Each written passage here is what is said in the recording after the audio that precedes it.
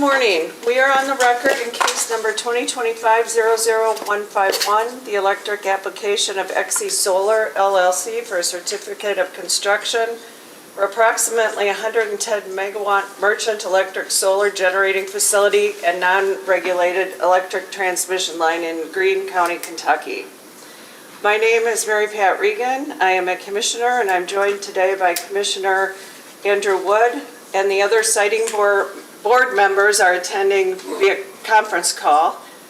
John Lyons, Deputy Secretary of Energy and Environment Cabinet, and he is serving as proxy for Secretary Rebecca Goodman. And Jansen Hammock is serving as proxy for Jeff Knoll, Secretary of the Economic Development Cabinet.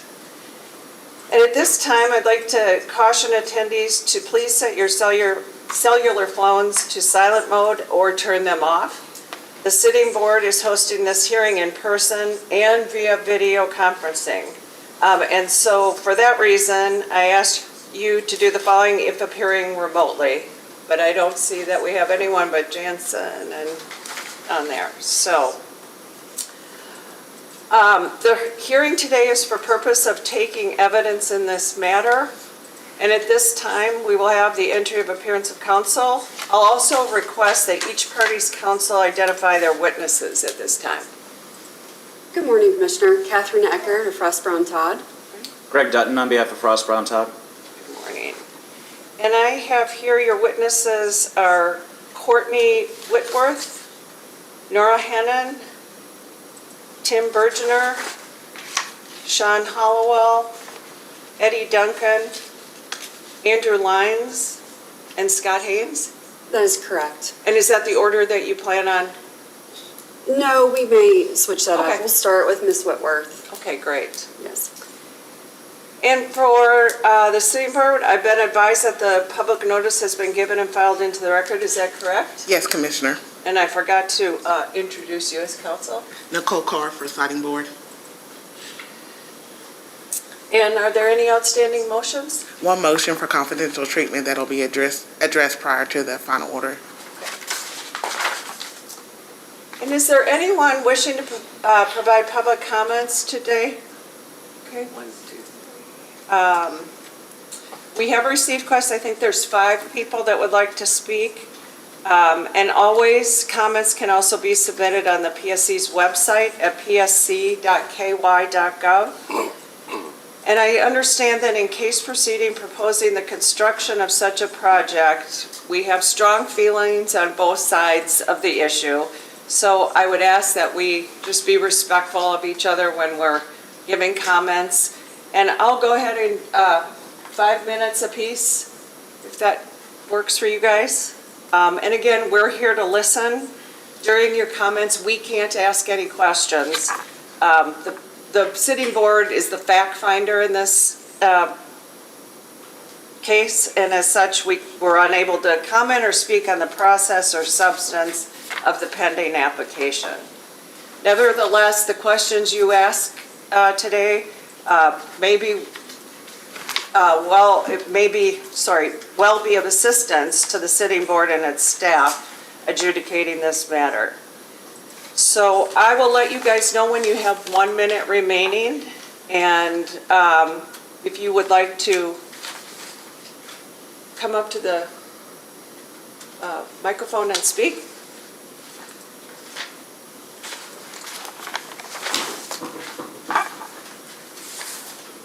Good morning. Morning. Morning. And if you could state your name. Yes. My name is Dale Decker, and I live at 2853 Lyelltown Road in Greene County. Hopefully keep this kind of short. All right. When Exie Solar first filed their notice of intent, they used 2969 Lyelltown Road as the street address for their project. That address is actually the address of a non-participating landowner in our neighborhood. Exie plans to construct access road number 7 right next to this property. And even though there's plenty of road frontage available further away. A laydown yard was also shown to be placed next to this property on an early facility layout map. I'm concerned that the laydown yard will make its way back to this location in the final site plan. I have information where that's located. We live 2 houses up the road and are receptor number 23. Regardless of how Exie has responded to data request items, we are still concerned about the proximity of the project to our property and their neighborhood. Our property contains a residence that is approximately 60 feet from the road and 80 feet to the property line in the back, along with 2 non-residential structures that were not identified by Exie and are not agricultural outbuildings. Exie says the transmission lines will be 185 feet from our house with a 100-foot right-of-way. A sketch provided to first data request item 53 shows a 150-foot right-of-way. This would place the right-of-way of the transmission lines 30 feet from our property line. Parcels of land behind our house where the existing EKPC lines are located extend back from our property for about 1,700 feet. And there's no residential structures on either of those parcels.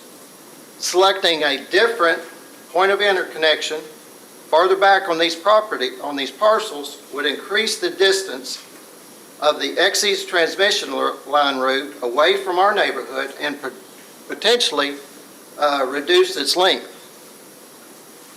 There can be alternate transmission line routes that would be less impactful to our neighborhood if the developer would commit to doing so. I have some images of how that actually could shorten the distance of those transmission lines. I'll submit that with this.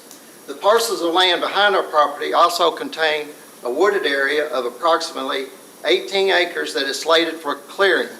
That would make accessing a different point along the EKPC lines available.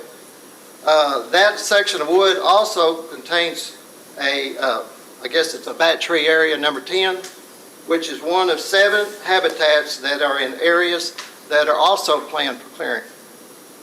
Because of the topography behind our home, the Module 3 vegetation screening that is planned for that area will do little to minimize the visual impact of this project to the view shed of our property.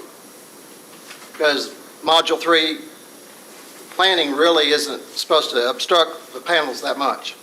There are a large number of karst features in the area around our neighborhood. Flooding in these areas is a real common occurrence, especially right behind my house. I've got an image of what it looks like behind my house. That happens a lot. According to the second data request, item number 15B, Exie Solar intends to apply a 25-foot setback to mitigate impacts to the karst features. The Terracon report that was completed in 2024 but only submitted 2 days ago notes that water runoff from the project flows into Greasy Creek.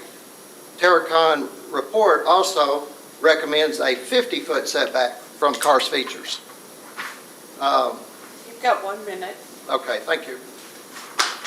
Additionally, in the document that was filed 2 days ago, Exie notes that receptor 22 was misidentified. I'd like to point out that receptor 40 is misidentified but hasn't been corrected. Receptor 40 is a non-participating residence. I have statements from former and current owners of that property. Also, at least 2 residents along our road seem to not be identified on any project map. Thank you for your time. Thank you. Can I turn this in to somebody? Yes. Kaylee, do you mind? Thank you. Thank you.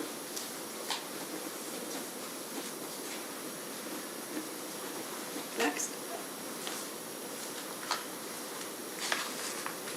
Good morning. My name is Darla Decker, and I reside at 2853 Lyletown Road in Greensburg. The home where I reside as he just said, is Receptor 23, in the information presented to you by Exie Solar for reference. Well, thank you for the opportunity to address the commission today. I'd like to reiterate the information that I presented at the local comment meeting in Greene County a few weeks ago, specifically as it relates to living directly adjacent to high voltage transmission lines and the risk of childhood leukemia associated with such. And I have a couple of articles addressing that issue that I will also tender today. In item number 56 of the first data request, the board requested Exie provide a description of the proposed transmission line and alternate route. Exie did not mention anything about an alternate route for the transmission line. In addition, in item number 24 of the PSC's second data request, this question was again posed. This time, Exie answered that the statement that no alternate route was proposed as part of the application. While there is more than sufficient space within the project footprint for an alternate route, Exie has failed to address that issue. It's unreasonable for Exie to insist on placing the transmission line directly alongside homes when another route would be just as viable and perhaps an even shorter distance to the switchyard and substation. The project contains plenty of space for placement of the transmission line further away from homes without additional acquisition of property leases. So there are numerous access roads already planned, so that would not be anything more than what they've already got mapped out. In item 97 of the first data request, Exie states that views of the project from non-participating landowners would likely appear through narrow window openings and be fleeting in nature. Also, the motion for deviation in that, Exie stated that the visual aspects of the project would be only momentary for local persons. According to the site plan provided by Exie, that statement is grossly incorrect. How can the viewscape interruption be fleeting or momentary when our property, along with that of our neighbors, is basically surrounded by the project? For us, the altered viewscape will be constant. Also, as far as any screening is concerned, there's no screening that can accomplish blockage from our home, as our property sits above the field that is slated to contain panels behind our house. And lastly, I would like to address the statements made by Exie as they relate to the neighborhood maps we previously provided to you guys. They addressed this in item 37 of the second request. I went back and took a look at KRS 278-706, and I did not find that it mentioned any of the objections that Exie listed, such as being unreasonably shaped, arbitrary, narrow, not including outbuildings, and such. The statute is pretty simple and is not hard to understand. My question is, does the applicant get to determine whether we're a residential neighborhood? As you're aware, and not surprisingly, they didn't identify any neighborhoods on the interior of the project, even though they exist. Exie did go on to say that if you determine that we are to be considered a neighborhood, they do not want us to have any setback other than the footage they're already planning for placement of the project.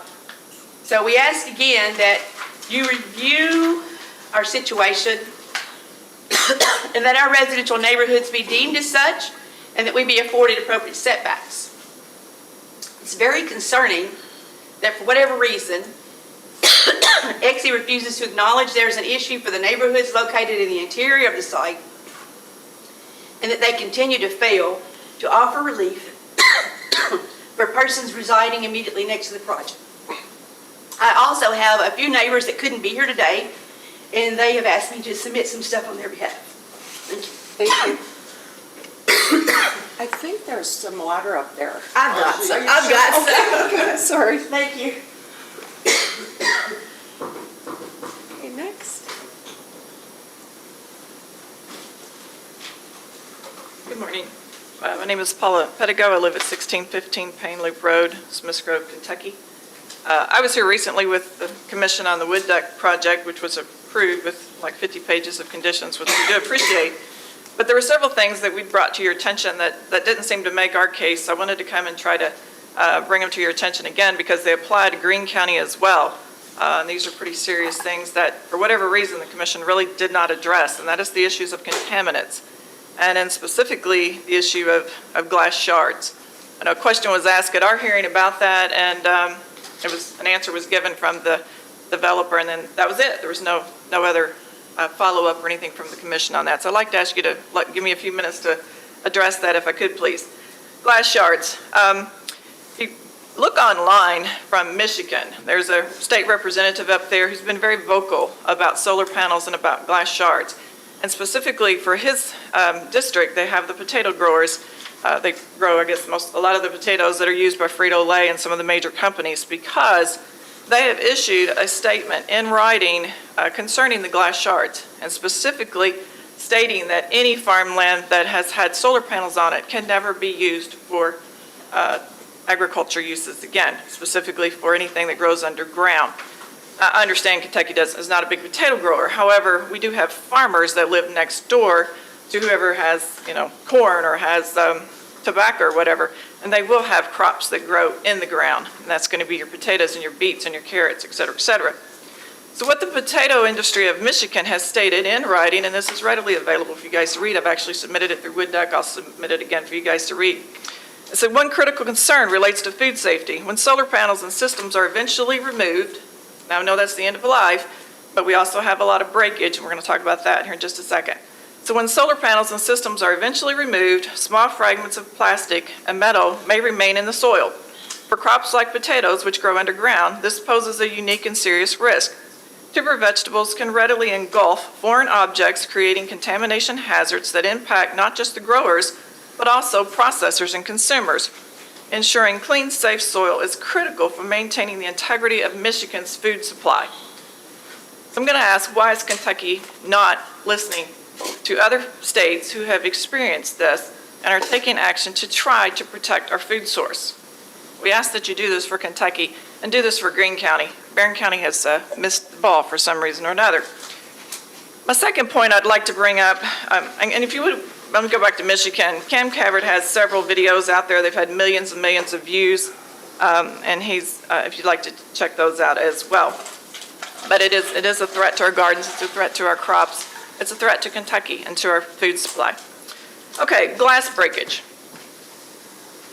Recently, as recent as June of this year, PV Magazine, which is the largest website host provider of information on the solar industry, issued an article, How to Mitigate Solar Glass Breakage. And in this article, they speak specifically that the solar panel, the design has been changed to where the glass covering is less than 2 millimeters, and it is breaking. And it says here, and this is the quote, it is breaking. Solar modules are getting bigger, thinner, and more powerful. But from Texas to Thailand, the same problem is appearing, broken glass. Not from hail or mishandling, but from cracks that spider from the frame edges, splinter near clamps, and web across modules. Okay, so it's a problem. From Texas to Thailand, they've reduced the thickness of the glass. The article further goes on to state that it's not necessarily, it can happen when they're installing them, it can happen from a clamp, it can happen from a rock, a gunshot, a wind. We just seen, I don't know if you guys seen anything in Illinois where all the solar panels collapsed from all the snow. It's like 3 inches of snow. But anyway, that's off the subject here. But this is not a single root cause. They're simply breaking. Okay, so we've got them breaking. We know the glass is bad. We know it gets into the soil. We know it's damaging to our crops. And then we have their own research that says they're breaking everywhere. So I think this needs to be considered and looked at very closely. I'm hoping my EPA guy is going to take on some issues with some of the dangers here to our environment.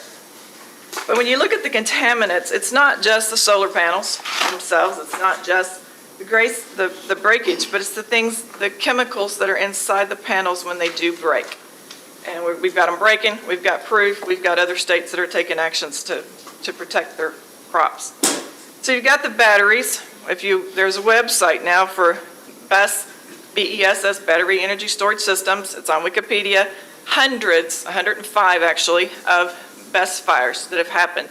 They're happening in the inverters, they're happening in with the transformers, and also on the panels themselves. So you can actually study how many fires are happening and how serious these fires are. So you've got the batteries for, is that my timer? Okay.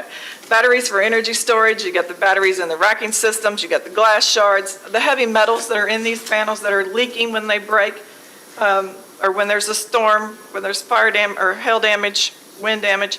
You're going to have lead, you've got camodin, you've got silver, you've got phosphorus, you've got copper, you've got camodin tellurite.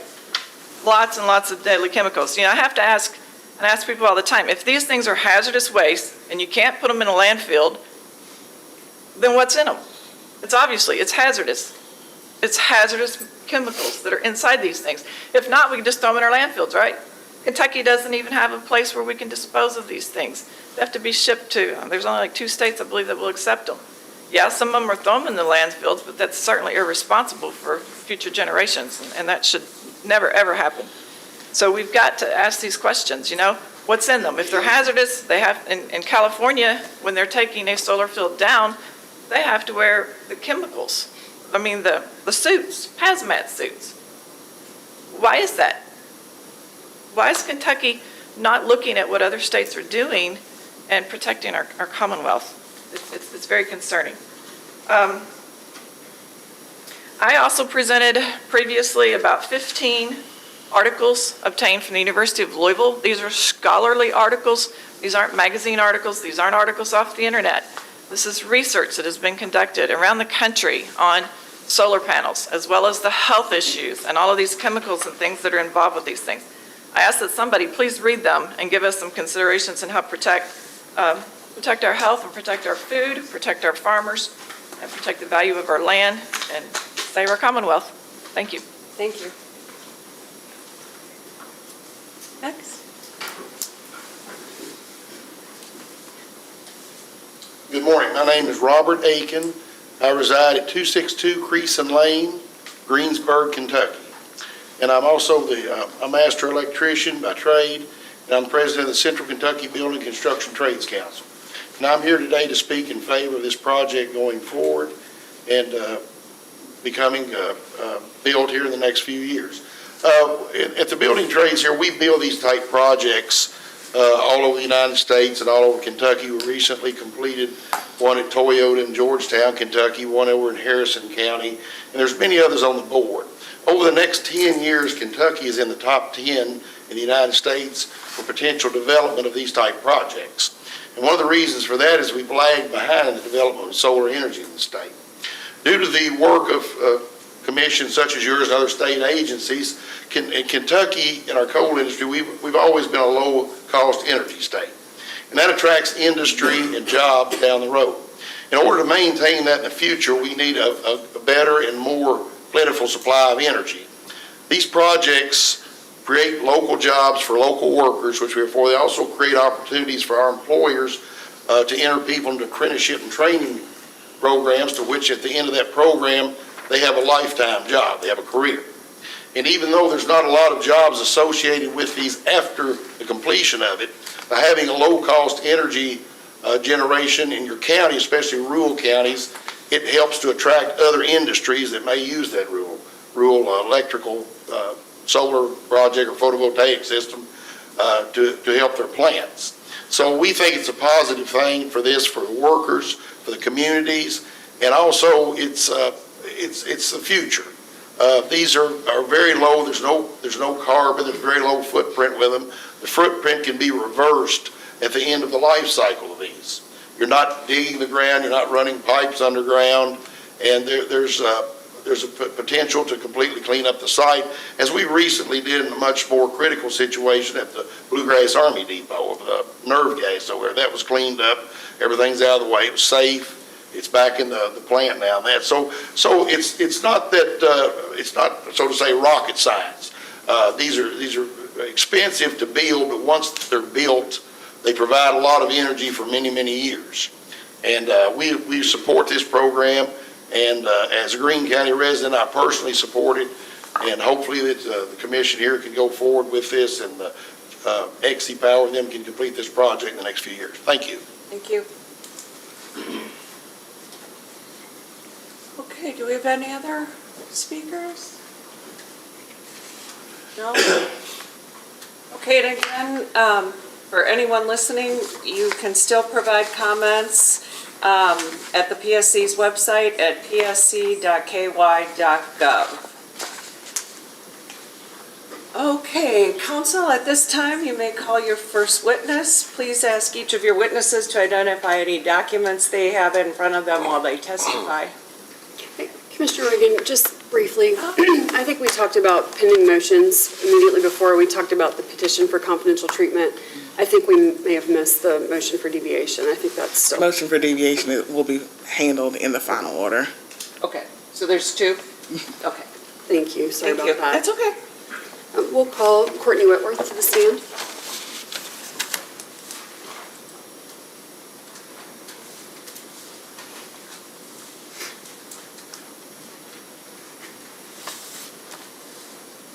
Good morning.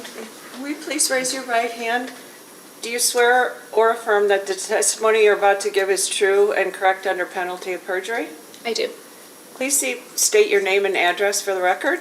Courtney Whitworth. Our office address is 8400 Normandale Lake Boulevard, Suite 1200, Bloomington, Minnesota. Great. Witnesses ready. Ms. Whitworth, who are you employed by? Geronimo Power. And what is your role with Geronimo Power? I am a permitting lead. Okay. In this role, are you the permitting lead for Exie Solar? Yes, I am. Did you provide any narrative or responses to data requests in this matter? Yes, I did. At this time, do you have any edits, revisions, or changes to your narrative or responses? No, I do not. And as Commissioner Reagan said, is that a copy of the full docket sitting in front of you on the stand? Yes, it is. We tender the witness. Good morning, Ms. Whitworth. If there are any questions that I ask you and there's a better witness that can answer or provide an answer, just please let me know. Okay. A preliminary site plan was submitted when this application was filed on August 6th. Is this still the most up-to-date site plan for this project? Yes, it is. Do you expect this to be the final site plan for the project? There could be minor adjustments to the layout for final design ahead of construction. And when you say minor changes, explain to the siting board what those possibility of those changes could be. Yes, we will optimize the site, so if we can reduce the panel area, we will do that. Other small changes, but that would still meet the setbacks that are a condition of our permit. Is it a possibility that the project boundaries could expand in any way? No. What month and year do you anticipate construction to begin? We anticipate starting in summer of 2027. How many months will construction take? Approximately 18. How many months do you anticipate peak construction to last? If we're defining peak construction as pile driving, racking installation, and module installation, approximately 8 months. What is the operational life of this project? 30 years. The total acreage included in the application was 1,340 acres. Is that still accurate? Yes. What is the total fence acreage for the project? Approximately 925 acres. Can you explain whether the MV collection system is going to be above ground or below ground? The MV collection will be underground. There could be a hybrid system where the collection behind the panels is above ground, but it's not overhead. For all the collection systems that are above ground, are those on participating landowners' property? Yes. And leases have been executed for all those? Yes. How many access roads is this project going to have? 18. And on all those access roads, will they be located on participating landowners' property? Yes. How many cemeteries are within a 2-mile radius of this project? I don't recall the exact to that distance, but I know in our R5 we identified 4 cemeteries that are adjacent to the project area. Will the project restrict access to those cemeteries at all? No. There are 2 natural gas pipelines that run parallel through the project that are owned by Tennessee Gas Pipeline Company. Is that correct? Yes. What is going to be the setback from those pipelines? The setback has not been identified yet. We're investigating consulting with the pipeline companies. Have you had contact with that pipeline company yet? I know we are attempting to. I have not heard any updates that we've reached contact. How many participating landowners are there for this project? 12. And leases have been executed for all of those landowners? Leases, easements, or purchase agreements.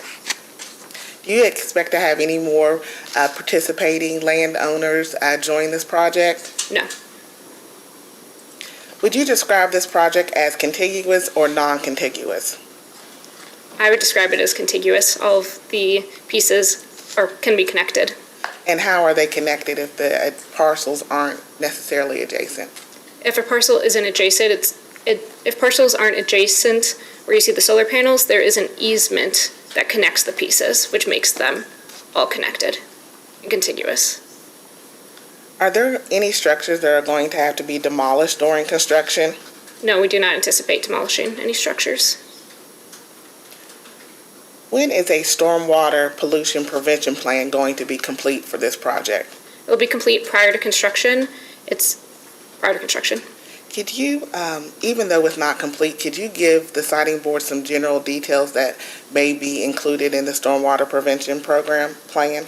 Sure. The Stormwater Prevention Pollution Program will evaluate the hydrological sources, topography on site, and the planned development, and make a plan to mitigate any concerns with soil erosion or sediment stormwater. In general, what is going to be done to prevent, I know you've heard the comments about the potential runoff into Exie Creek. What is going to be done to mitigate that issue? The Stormwater Prevention Pollution Plan will have a detailed plan on how to mitigate those concerns. There's stormwater controls that are used during construction to mitigate runoff into any water sources.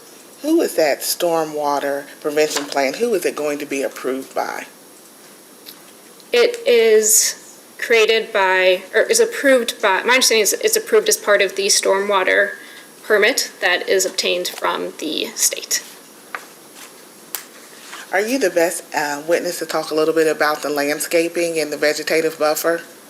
I can answer it at a high level, and then I'll defer if needed.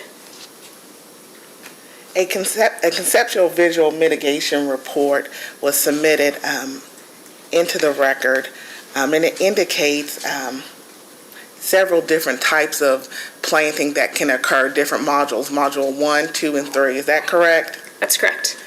I'm looking at the map, and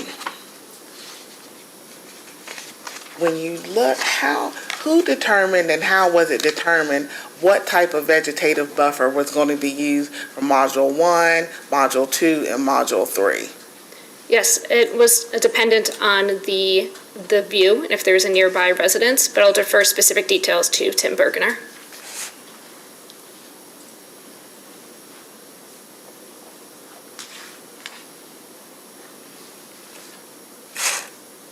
Are all native plant species going to be used for the vegetative buffer?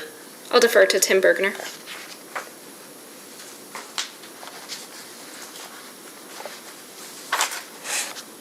Will the project substation have its own separate fencing? Yes.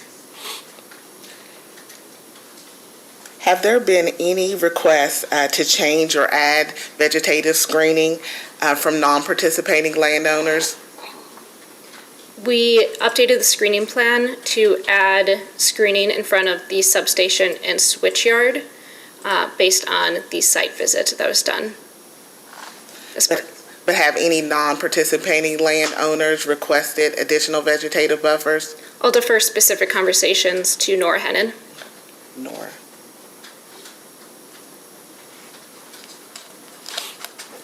How many acres are going to be cleared for this project?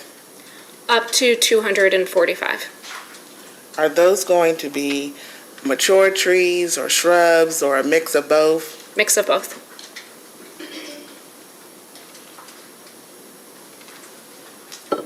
And all those acres that are going to be cleared, those are on participating landowners' property? That is correct.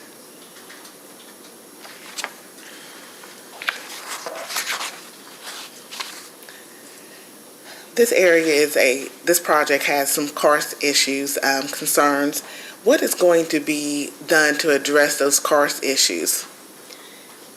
Yes, there is karst features on site. We will do a detailed field verification karst study prior to construction to identify the locations of the karst features.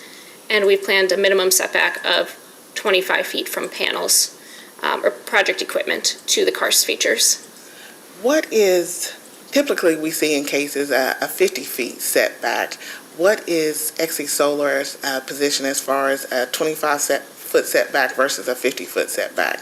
Yes, so 25 feet setback is often the guidance from experts who are doing the karst studies. In the karst study that was submitted this week, you saw the 50-foot setback in cases where the karst has not been site identified. So once the karst is site identified, which we plan to do prior to construction, then a 25-foot setback is reasonable. If there are specific areas where the consultant expects that there should be a larger setback, they could say 50 feet in that case, but 25 is a reasonable minimum setback that we've seen. A few questions about the battery energy storage system, the BESS system. Is this system going to be monitored 24/7? Yes. And where's the location that will actually be monitoring the BESS system? Yes, so at Geronimo Power, we have a remote operations center who does 24/7 monitoring, and that's out of our Bloomington, Minnesota office. We also will hire a 24/7 fire monitoring consultant that has not yet been selected. So it'd be 24/7 monitoring. What efforts are going to be take place to train the local fire department and rescue department there? Yes, we always create a emergency response plan, and then we train the local fire EMS first responders ahead of construction on the protocols and what to do, how to access the site, items like that. So do you, Exie Solar, will actually reach out to the local fire department, or do you just is a flyer sent out saying, please contact me? How do you guys follow up to ensure that they're actually trained? So we reach out to them personally, ensure that we do the training. How often will training occur? At a minimum, it would occur prior to construction. Is it, so through the dependency or the operational life of the project, is there the ongoing training like once a year or every 6 months, or is it just sort of a training one time? I don't know the answer to that question.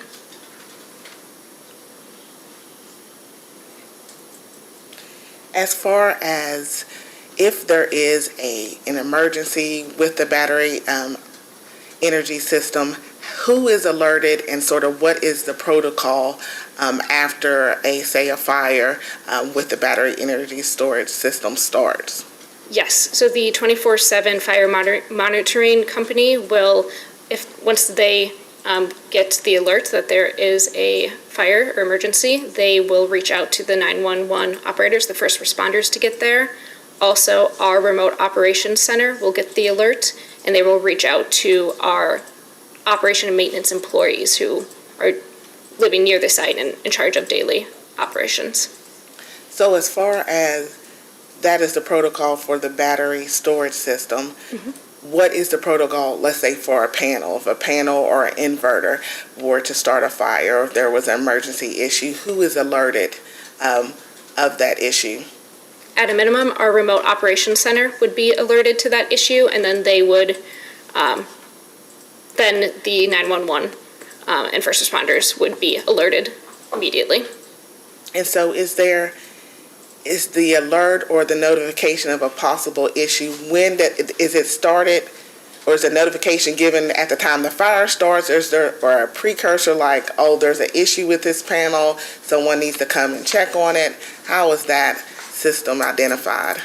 The monitoring systems are evaluating for high heat, and so it could be caught at the time where there was a high heat, that there's an issue at a minimum, or there'd be, if there was a fire, then the system would go off.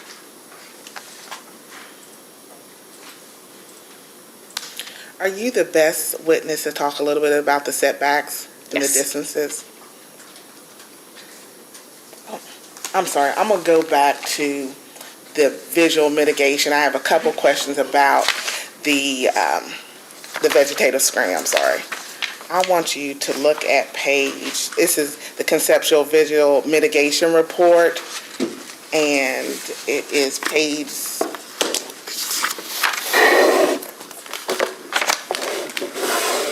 first we'll look at page 18.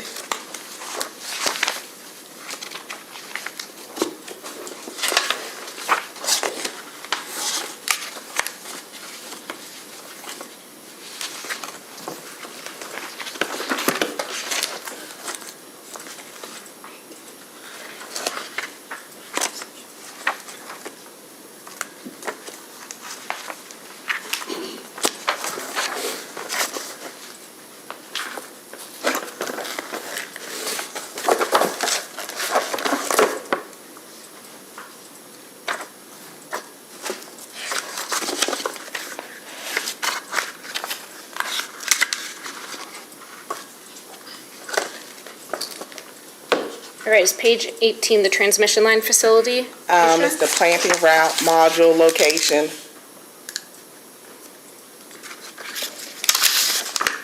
The conceptual visual mitigation conceptual report. Yep.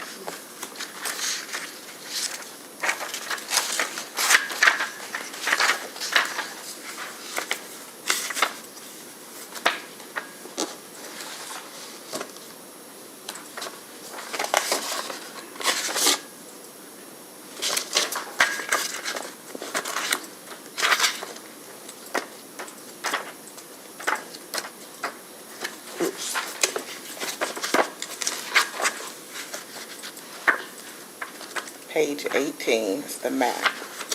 Okay, there we go.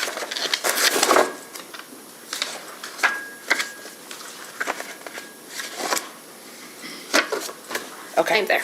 Right there in the center is a non-participating home, and it has module 3 on one side, and it looks probably right across the street is a module 2, a straight line going down, and then on the other side is a module 2 vegetative buffer that's planned. Who made the decision that what section of this home would use module 2 and module 3? I'll defer to Tim Bergener. Okay. Okay. All right, let's go back to our setbacks. When this application was originally filed, it indicated there are 2 residential neighborhoods that were within the 2,000 feet of this project. Is that correct? Yes. Okay. And so once the motion for deviation was filed, indicated that there was only neighborhood 218 was within 2,000 feet of the project. Is that accurate? Yes.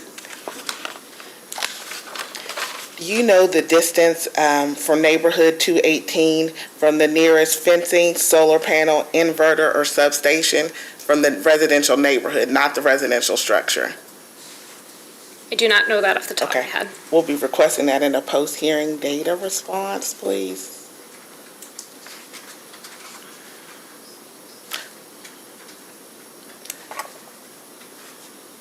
And I'm looking at staff's second request, item 44. It indicates that the closest non-participating residence to the fencing is 122 feet. That is correct. Where did you start that distance? Is that distance, that 122 feet, is that from the resident's property line or the resident's front door to the project fencing? Where does it start and end? I'll defer the exact measurement technique to Tim Bergener. Okay.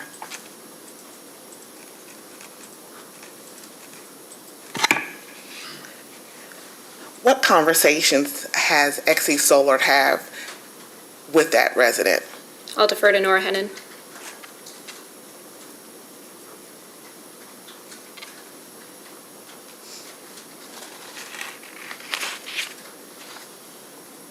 The closest non-participating resident to the closest solar panel is 229 feet away, which is receptor 3.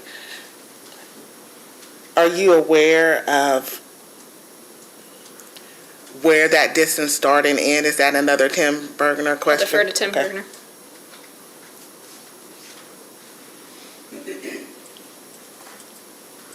For those areas where there's the non-participating and the closest to the residents, are you aware of what height those trees and vegetative buffers are going to be planted at? It depends on the species.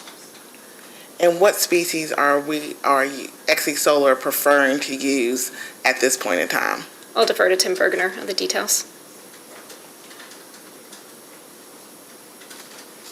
The closest non-participating resident from the closest inverter is 600 feet, is that correct? It is 585 feet.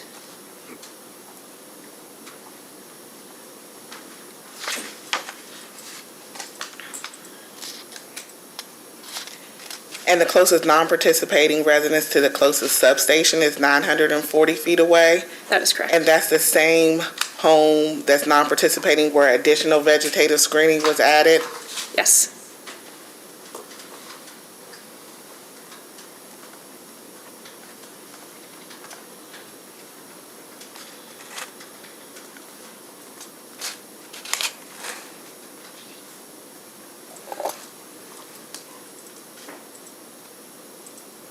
Do you know how many homes will actually have a view of the property of the solar facility?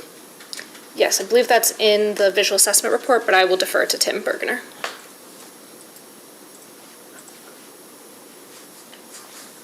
Could you update the siting board on the possible enter into negotiations for our IRB or pilot program? I'll defer to Nora Hennon.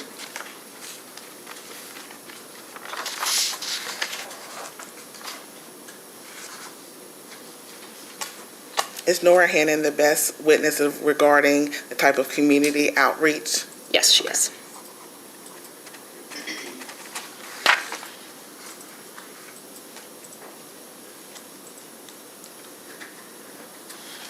Who currently owns Exie Solar? Geronimo Power. And in that data response, it has Geronimo Power, but it also has in parentheses the National Grid Renewables. Could you explain to the siting board a little bit how the relationship of National Grid and Geronimo Power with the Exie Solar? Sure. Geronimo Power was formerly called National Grid Renewables. At the time, we were owned by the National Grid, the utility. We were sold to Brookfield, and when we were sold, we rebranded to Geronimo Power. And so the leases that were signed, were they signed with Geronimo Power or National Grid Renewables? I'll defer to Nora Hennon. It was, I'm sorry, sold to National Grid sold to Brookfield. Brookfield. Okay, thank you. And so in the application, it states that there's no entity, as far as environmental violation record, there's no entity that has ownership interest that has violated any federal, state, or environmental regulations. Was Geronimo Power included in that statement? Yes. Was Brookfield Corporation included in that statement? I don't recall. Are you able, in the post-hearing data request, we will be requesting that any entities, including Brookfield Corporation, just to confirm whether or not they have any type of environmental violations?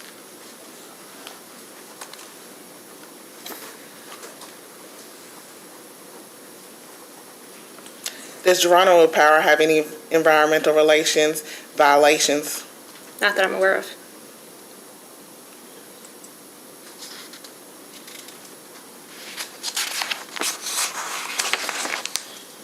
Does Exie Solar have any employees? No. So everyone all the workers will be hired, will they be hired by Geronimo Power or will they be hired under the EPC? Construction workers are typically hired all through the EPC. Our operational and maintenance employees would be hired by Geronimo Power.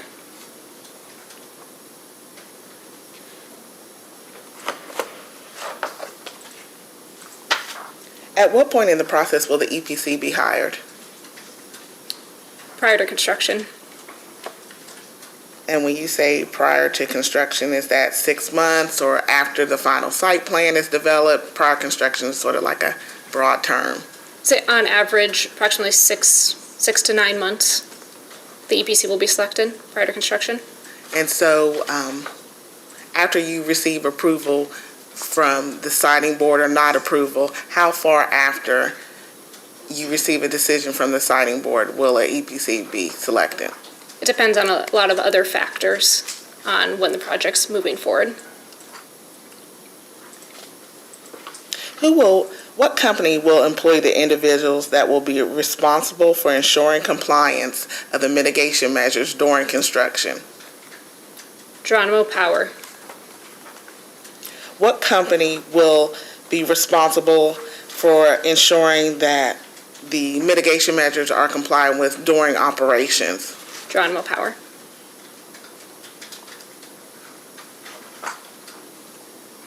And who is Geronimo Power owned by? the ultimate parent is Brookfield.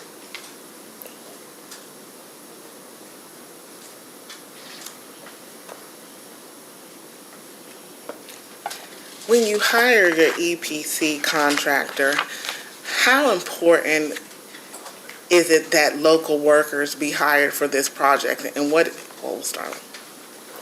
Yes, we have a reputation of partnering with EPCs who value and prioritize local labor. Has Geronimo Power ever built another solar facility here in Kentucky? Yes, And what was the name of that facility? Unbridled Solar.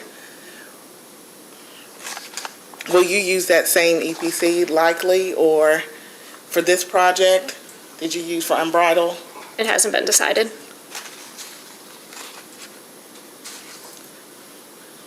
Are you able to describe to the siting board where this project is as far as the interconnection process? I'll defer to Nora Hennon.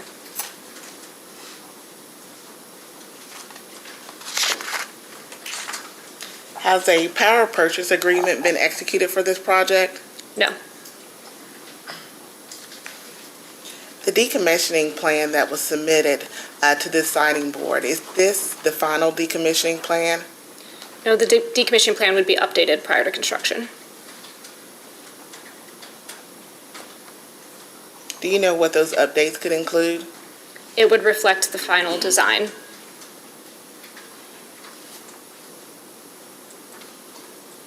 Do the leases that were executed with participating landowners contain obligations for the removal of all underground components? I'll defer to Nora Hennon.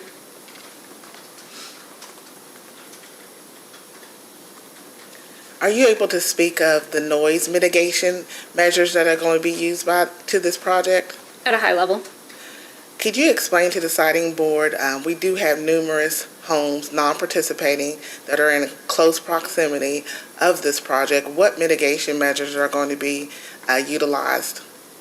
Yes, we plan to limit construction hours to 6 a.m. to 7 p.m., Monday through Saturday, with Sundays only being used as makeup days to limit the construction noise hours. So right now, the only mitigation measure is just the activity or the time of day that construction is going to occur? Yes. In some of the materials, it talks a little bit about the possibility of using, instead of pile driving, maybe rock drilling. Could you explain to the siting board a little bit about the differences between those types of construction activity? Sure. So we typically use a solar post driver to install the piles. In certain situations, if there is a refusal or bedrock, some geotechnical concern, then in that case, that's when a rock drill could be used to install project components. Do you anticipate that there could be some issues where that would need to occur? We still are doing final geotech prior to construction, so it would be evaluated then.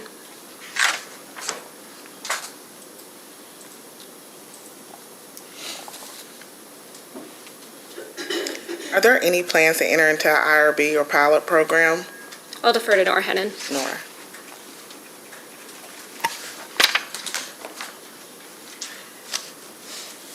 Are you able to describe to the siting board about the complaint resolution program for this project? Sure, yes. So prior to construction, we will have a complaint resolution plan and program in place, and it will outline how we will respond to complaints, comments, questions we receive. And prior to construction, when we send out a notice, we typically include a form and contact information for any complaints, concerns from the community for us then to respond to. Is there a website that's going to be created for this project?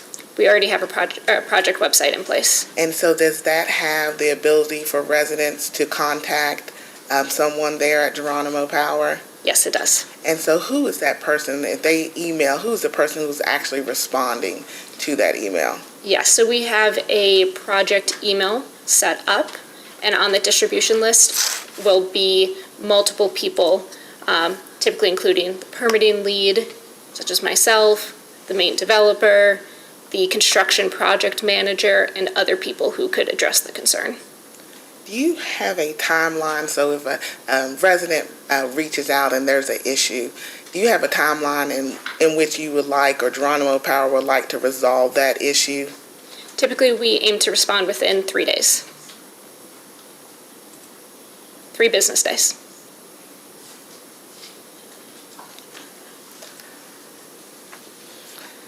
Are you the best witness to talk a little bit about potential damage to solar panels? Yes. Could you explain to the siting board in a typical project, how often are panels actually damaged? I don't want to speculate on the exact number that occurs. What are some potential causes that could cause a panel to actually break? Sure. They could be broken in the transport or when being installed. Those are probably the most 2 common times that there would be a break. And so if a panel is broken, walk us through the process of how is Geronimo Power notified, and how often, how quickly will that panel be replaced? Sure. There's 2 typical ways that a broken panel would be identified. One would be through the operations center. If there's a reduction in production because there was a broken panel, they could identify it. Or the operations and maintenance staff or construction, if it's during construction, would visually see it. Then that panel would be removed from the racking and a new panel would be put in place. Okay, so if a panel is damaged and they discover it during sort of walking and they see, oh, this is broken, is that panel immediately removed, or is it only removed after you receive a new panel? We typically have panels, extra panels, at our operations and maintenance building, so we can swap it out. There have been other concerns from residents about leakage and potentially damage to the soil. Are you the best witness to answer any questions about the leakage? Yes. Could you speak to the siting board and explain what is actually inside, what chemicals are inside, and the potential of leakage? What the chemicals inside depends on which module type and manufacturer you're using. The panels that are sold into the U.S. and used in the U.S. must meet the EPA's toxic leaching characteristic procedure, which has very stringent regulations and testing that's done to mitigate leaching concerns. Has this project already determined what type of panels are going to be used for the project? No, we have not. Do you have several sources that you typically use or source from? There's multiple sources. For your unbridled, is that project already operational? Have you already discovered or chosen which type of panels you will use for that project? Yes. And for that project, did you use a source from in the United States or Canada? Yes, I believe we use First Solar, which is a U.S. manufacturer. I think that's all the questions I have at this time.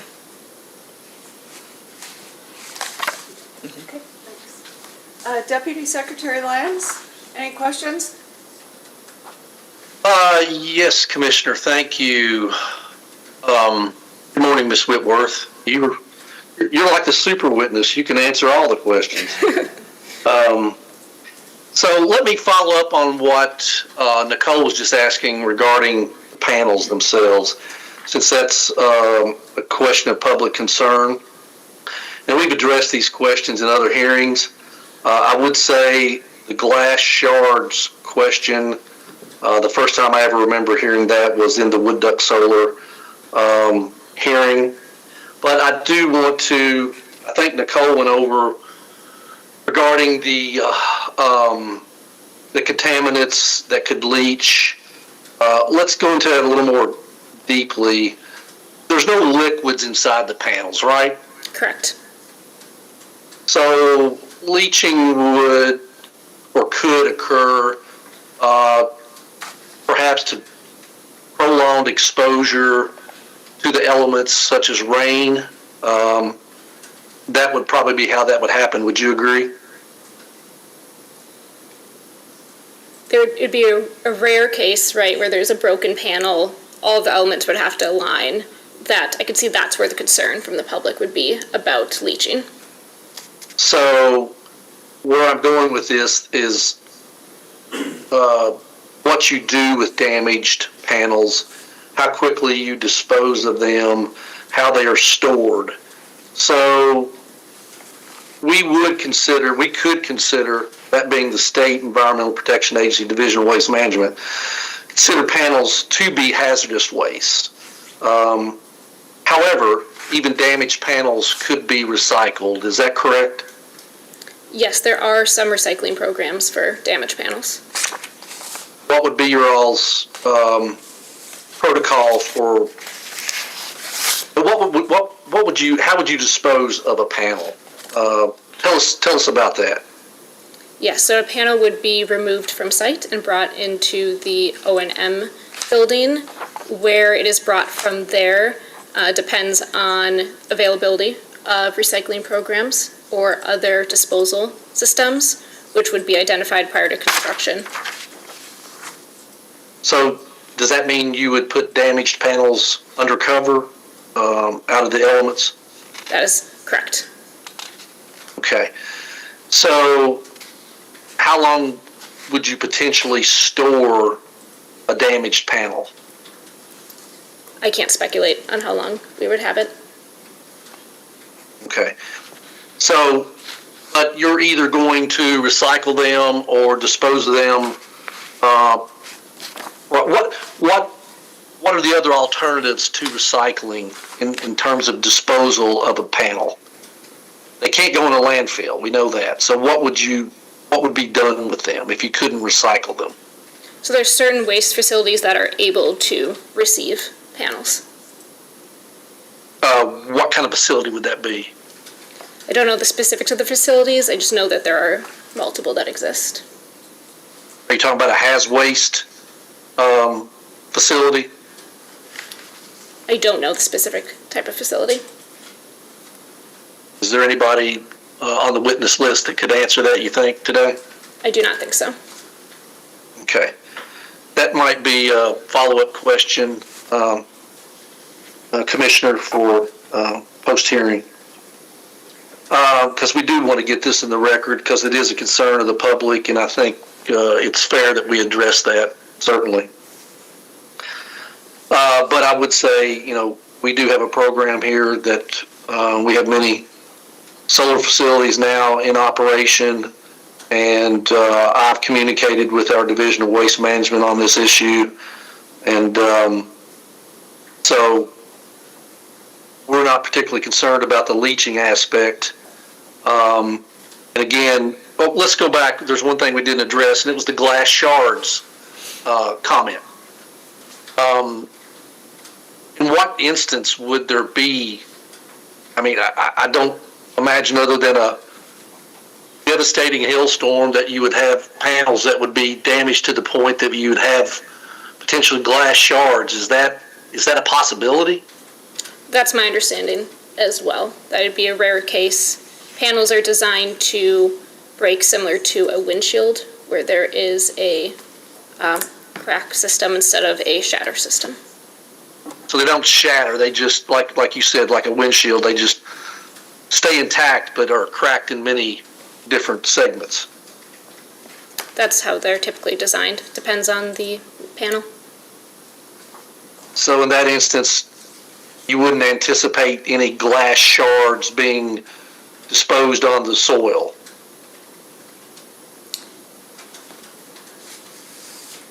Can you repeat the question? I said in that instance, you wouldn't anticipate any glass shards being disposed on the soil if that were to happen. My understanding is if a panel had a spider web type crack, that I would not anticipate glass shards being disposed everywhere. Okay, thank you. Let's move on to, can you answer questions about threatened endangered species, habitat, things like that? Yes. Okay. Let's go back to the acreage being cleared. 245 acres of forested land. That's a lot of trees. We've seen a fair amount of this in recent projects where a lot of forested land is being cleared, but the area that you are having your project in is particularly sensitive to multiple species of bat, and on the stream side there are some endangered mussels in the area, and I want to talk about that as well, but let's start with the bats. So have you all done a Section 7 consultation with U.S. Fish and Wildlife yet? We've not done an official consultation. When do you anticipate doing that? We would anticipate triggering an official Section 7 U.S. Fish and Wildlife consultation. However, it's typical for us prior to construction to coordinate with U.S. Fish and Wildlife, especially in the case of tree clearing. You said you don't anticipate triggering that. Why would that be? My understanding is that a Section 7 consultation is triggered if you are, if there is a federal trigger, and we would consult with U.S. Fish and Wildlife on a consultation basis based on the bat habitat clearing ahead of that clearing. Well, I definitely think you're going to trigger that. I mean, even the IPAC said that. And your consultant also anticipated that occurring, and but at any rate, that would entail mist netting and acoustics survey of the area, because there's not only Indiana bat potential, which is a threatened species, but you also have cave features within the project boundary that could be roosting habitat for the gray bat as well. But you do, and you will consult with U.S. Fish and Wildlife. Is that correct. what I'm hearing? Okay, thank you. Moving back to the karst features, I haven't had time to review the karst report. I understand that you're anticipating using a 25-foot setback. However, due to potential for mussel habitat, I don't know that Greasy Creek is particularly suitable necessarily from what I've read, but it is a tributary to streams that do have these species in it, known to be in those other tributaries. Is there any thought of doing an enhanced stormwater protection, which may include a larger setback from some of these karst features than 25 feet? 25 feet is not very far. And I can tell you I've seen plenty of BMPs which are are usually silt fences, and I think we've all seen it if we drive around the country long enough on construction sites, that these silt fences aren't maintained in a very good condition. First, do you have any consideration of further setback, and what would you all do to ensure that your BMPs that you do have to implement through stormwater protection plan are maintained? On the 25-foot setback from cars, that is our minimum setback.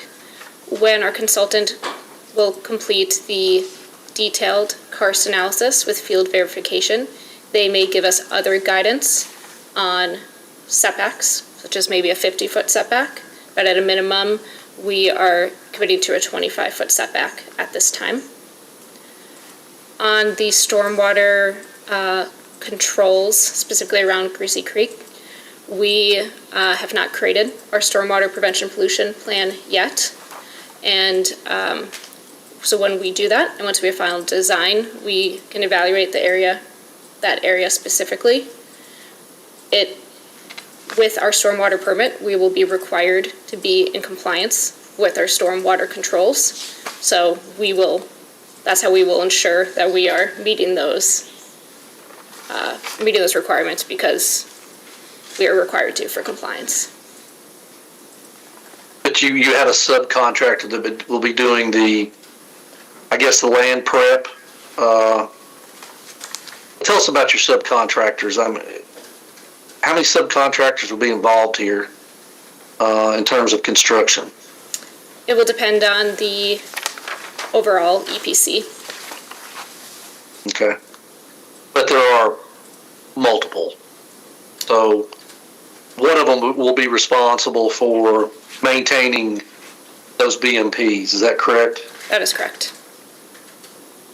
Okay. I'd like to move along to, can you answer questions about oil and gas and mineral rights? I can answer questions about oil and gas. I'll defer mineral rights to Nora Hennon. Well, before I go to that, I want to go back. As far as any 404 permitting from the U.S. Army Corps of Engineers due to crossing or taking of any jurisdictional streams, can you tell us about what is anticipated there? Sure. We have completed a wetland delineation and have the report outlines the expected streams and waters of the U.S. that are waters of the U.S. that are jurisdictional. Based on our preliminary layout, we avoid impacts to wetlands. There are a few streams where we anticipate having road crossings and would fall under the nationwide permit. Okay, thank you. Okay, going back to the oil and gas, I read through the phase 1 and phase 2 reports, and there were mentions of oil and gas leases in there. There have also been some recent inspections and notices of violation issued by my cabinet for oil and gas oil spills and brine spills at some tank batteries. I did see some pictures of some tank batteries. I didn't see any pump jacks or wellheads, but I've consulted with our Division of Oil and Gas, and there are some known leases on the property. However, they were not in the names of anything that was listed in the phase 1 or phase 2 reports that I saw. The Exie area is well known for a lot of pre-law oil and gas drilling, going back decades. I didn't really see any indication in the phase 1 or phase 2 of any identification of any particular wellheads or improperly abandoned wellheads. What can you tell us about that? Yeah, so we responded to that question in an RFI and provided a map of the known wells on site and their status of abandoned versus active. How many were, I'm sorry, I went through the RFI, I must have missed that particular question and answer. Yes, I don't recall the exact RFI number. Was it RFI 1 or 2, do you remember? I don't recall. So, let me ask this. What if you encounter a abandoned well that you didn't have previous knowledge of? What would you do? Yes, so we have a map right now based on desktop data of where their wells could be. Prior to construction, we do a utility investigation and ALTA that will field verify where wells are. So we'd expect prior to construction, we would be aware of any abandoned wells. But what would you do with the well once you've discovered it? Because it may be something that we don't even know about at the cabinet. Yes, we would, depends if it's in the fence line or outside the fence line. Typically, if it's outside the fence line,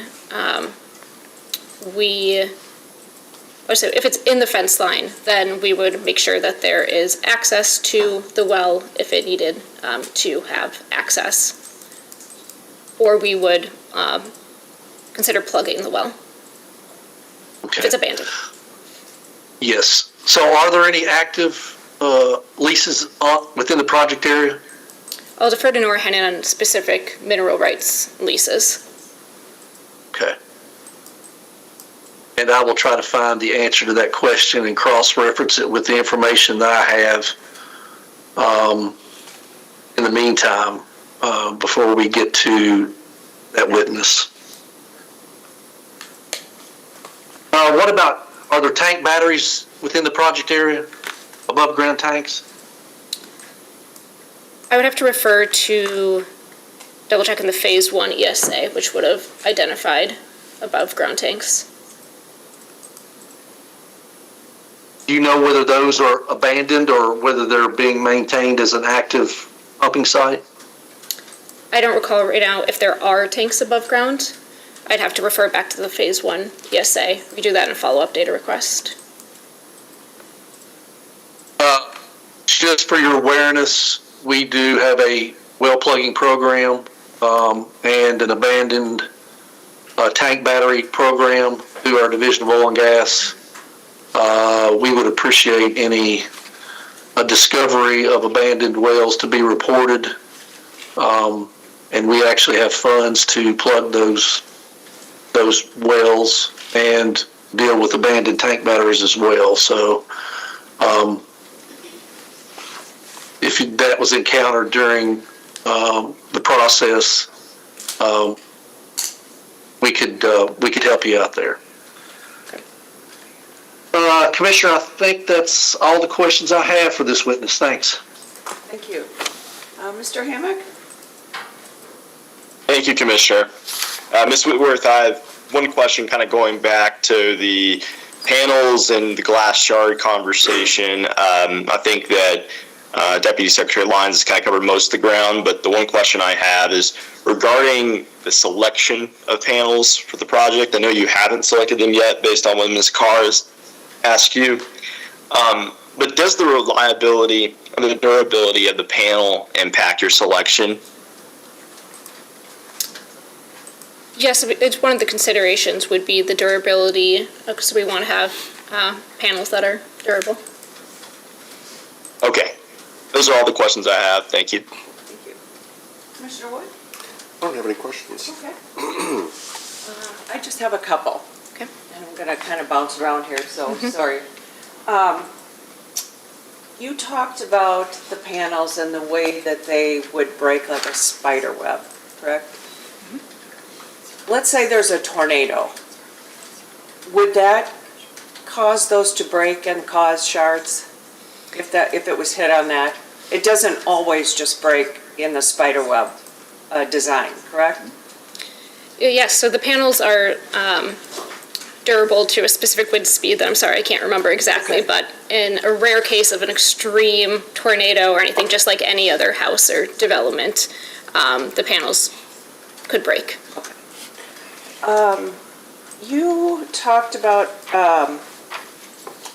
having someone on the ground 24/7? Is that, they will be local 24/7, or is that into the 800 number or the whatever in Bloomington? So we have a remote operations center that is monitoring the sites 24/7. And then we have our operations and maintenance employees who are there during the day hours. But if there was an emergency or they need to be on site, they would be called and could come to site. So they will be close to, there will not be anyone from O&M on the ground here in Kentucky? They're going to be calling into a center and then they're dispatched? No, we would anticipate that our operations and maintenance employees would live in the local area. Okay, okay. And using Sunday as a backup, will you coordinate that with local stakeholders in the event this is approved and you have to make up days? Is that something that you would work with the local community on, whether or not they want Sunday, or maybe there's a certain Sunday that they have something else planned? I mean, are they flexible in that? Yes, the reason Sundays would be used is if we need them as makeup days because there's been extreme weather events. Typically, we do not, send out a mass letter asking, approval from people to use the Sundays, but we have committed to contacting the local church. Okay. 12 landowners wouldn't be a mass. So 12 would be easy to notify, correct? Oh, you're asking if we would notify our participating landowners? Yes, I think it's reasonable for us to reach out to our 12 landowners and let them know. And the last question I have is about the panels. Again, you talked about the EPA regulations. Are those changing, or do you see those being relaxed so the panels coming in or that are being used would not have that standard going forward? I'm not aware of changes, but I don't want to speculate. And I think that's all. Any redirect? No? No. Nicole? No, Commissioner. Secretary Lyons? Just one further question. Ms. Whitworth, have you all submitted your cumulative environmental assessment? I saw it was scheduled for Q3 this year, but I don't know that I saw that in the record. Yes, I believe that was part of our motion for deviation. Okay. All right. Thank you. Okay. So not having any objections here. You're the lead witness, right? Yes, I am. So we probably wouldn't excuse the lead witness and we'll ask you to stay? Yep, I'll stay. Okay, thank you. Thank you. How about we take a quick 15-minute break and come back at 10:45? Is that okay? Great, thanks. Thank you.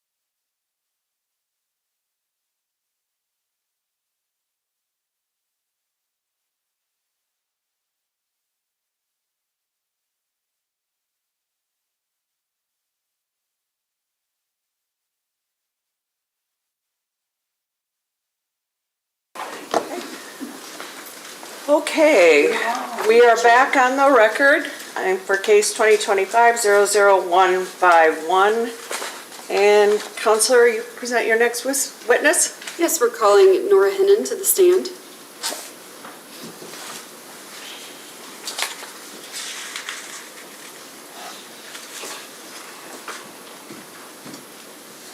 Good morning. Can you raise your right hand? Do you swear or affirm that the testimony you're about to give is true and correct under penalty of perjury? Yes. And please state your name and address. Nora Hennon, 8400 Normandale Lake Boulevard, Suite 1200, Bloomington, Minnesota. A little warmer here? Look, it's summer here, right? That's what you may ask. Ms. Hennon, who are you employed by? Geronimo Power. And what is your role with Geronimo Power? I am the Senior Development Manager. In this role, were you development manager for Exie Solar? Yes.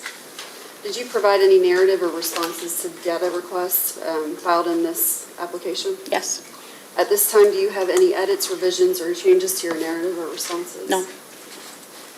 Ms. Hennon, some questions were deferred to you during Ms. Whitworth's testimony. So I'm going to run through a couple of these with you. First, did any non-participating landowners request additional screening? No. And are there any active mineral rights leases on participating parcels at this time? No. Tender the witness.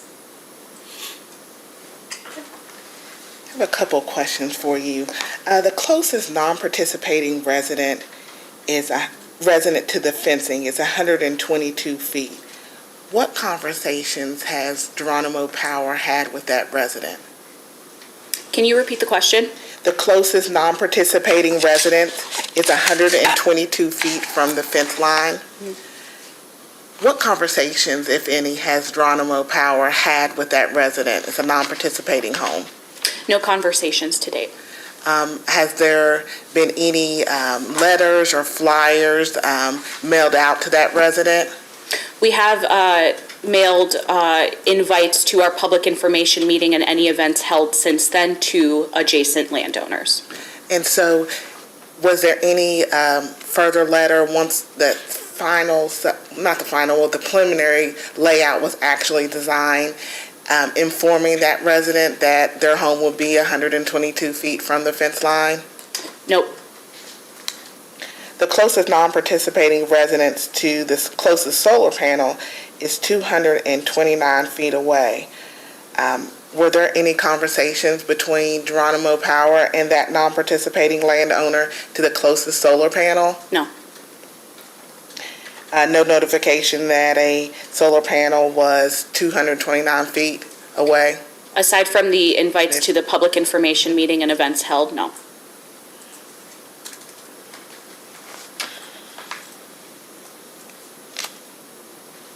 The closest non-participating resident to the closest battery energy storage system is 612 feet away. Were there any conversations, or did Geronimo Power attempt to reach out to that landowner, notifying them that the battery energy storage system would be 612 feet away from their home? Yes, I did meet with those non-participating landowners to inform them of the proximity of the substation and BESS, in which they had concerns regarding panels, in which I sent follow-up information on the panels. And so they had concerns about the panels, but not the battery energy storage system? Not at that time that they expressed to me. Okay. Have you had any contact since then? Aside from follow-up with the panels, no. Information on the panels, no. And so did that follow-up, was that a conversation or informational flyer that was sent to that resident? It was a phone call to confirm that I had mailed information on the panels. The closest non-participating residence to the substation is 940 feet away. What conversations has Geronimo Power had with that non-participating resident? It is the same non-participating resident. Okay. So the closest non-participating resident for the substation and the BESS are their same non-participating landowner? Yes, okay. Did they have any concerns about being so close to the substation? No. Did they request any additional vegetative screening? No.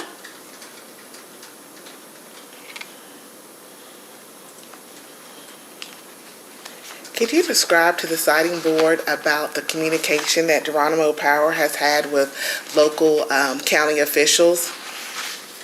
We have worked with local county officials to introduce ourselves and inform them of progress with the project, specifically at the time of the public information meeting.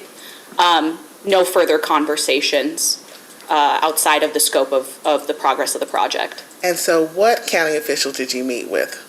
The judge executive. And how often have you met with him? I don't recall the specific number of times. Would you say more than 2, more than 10?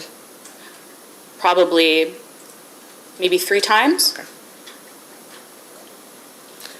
Could you explain to the siting board any other public outreach or public involvement other than public meetings? So the public information meeting that took place in March, we also held a small open house / coffee chat to field questions from community members. That was held in July 2025, in which we had sent the invites out to the same mailing list as the public information meeting, as well as tabling at small local events such as Cow Days to show presence in the community. And so during any of the local public meeting or the open house, what kind of concerns did the residents have at that time? Just general concerns about not wanting the project in the community from a few folks. Other than that, though, some of the same concerns such as, proximity to panel, health of panels, how these solar sites operate, general questions that we fielded many times. Were there any requests to change the layout by any of those residents? We did have one non-participating resident reach out to us regarding streams near her home, in which we were able to further set back the layout from to mitigate those concerns of hers. I think this question was fielded to you. Does National Grid Renewables, as far as the leases, are the leases signed with National Grid Renewable or with Geronimo Power? The leases are signed with Exie Solar, LLC.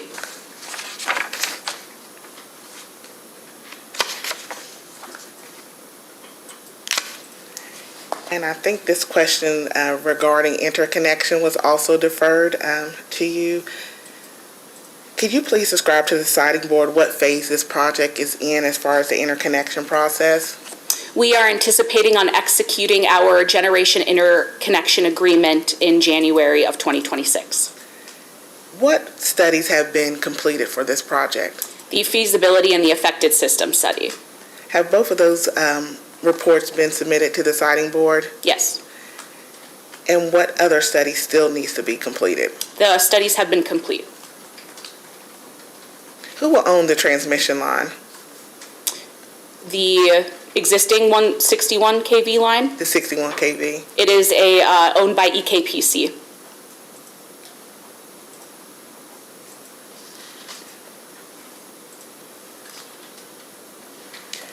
Has there been plans or was there a thought as far as the transmission line route? Could you please describe if any alternative routes were actually investigated? Not to my knowledge. This was the determined route when I was involved with Exie Solar, or became involved. What is the distance from the closest home to that transmission line? It is approximately 185 feet. And so is that distance, is that starting at their front door to the right-of-way, or is that their front door to the actual line? I'm going to defer to Tim Bergener on measurement technique. Okay. Is it typical for a project not to consider any other alternative routes? Not necessarily. In the case of Exie Solar, this was determined because it was the most efficient route to the POI.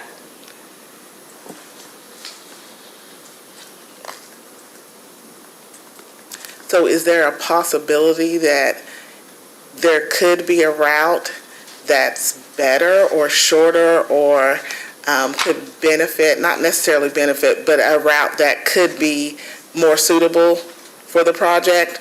or a further distance away from non-participating homes? No.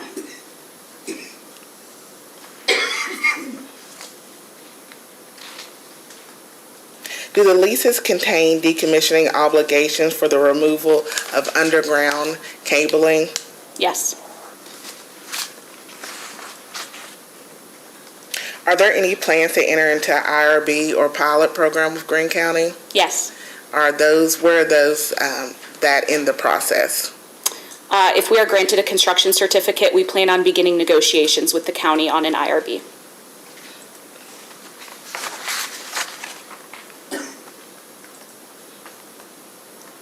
I think that's all the questions I have.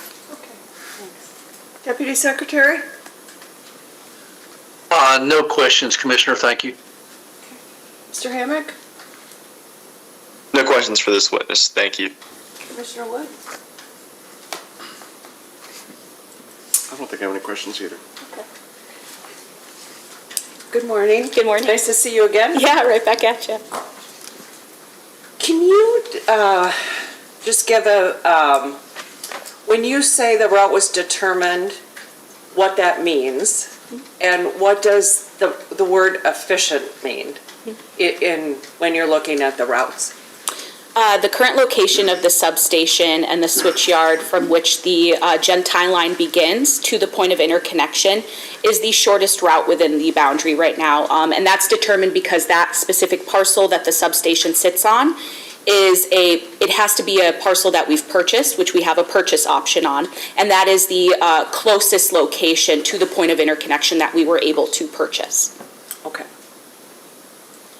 think that makes sense. And I think that was it. Any redirect?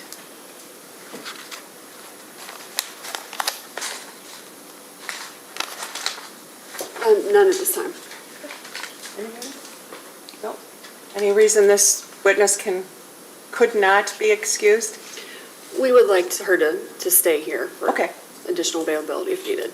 Okay, great. Thank you. Thank you. Okay, next witness. Next, we'll call Tim Bergener.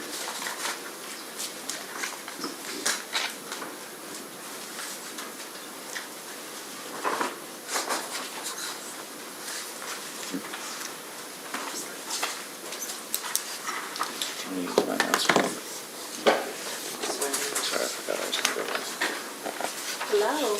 Hello. I apologize for coming in late this morning. I had another obligation.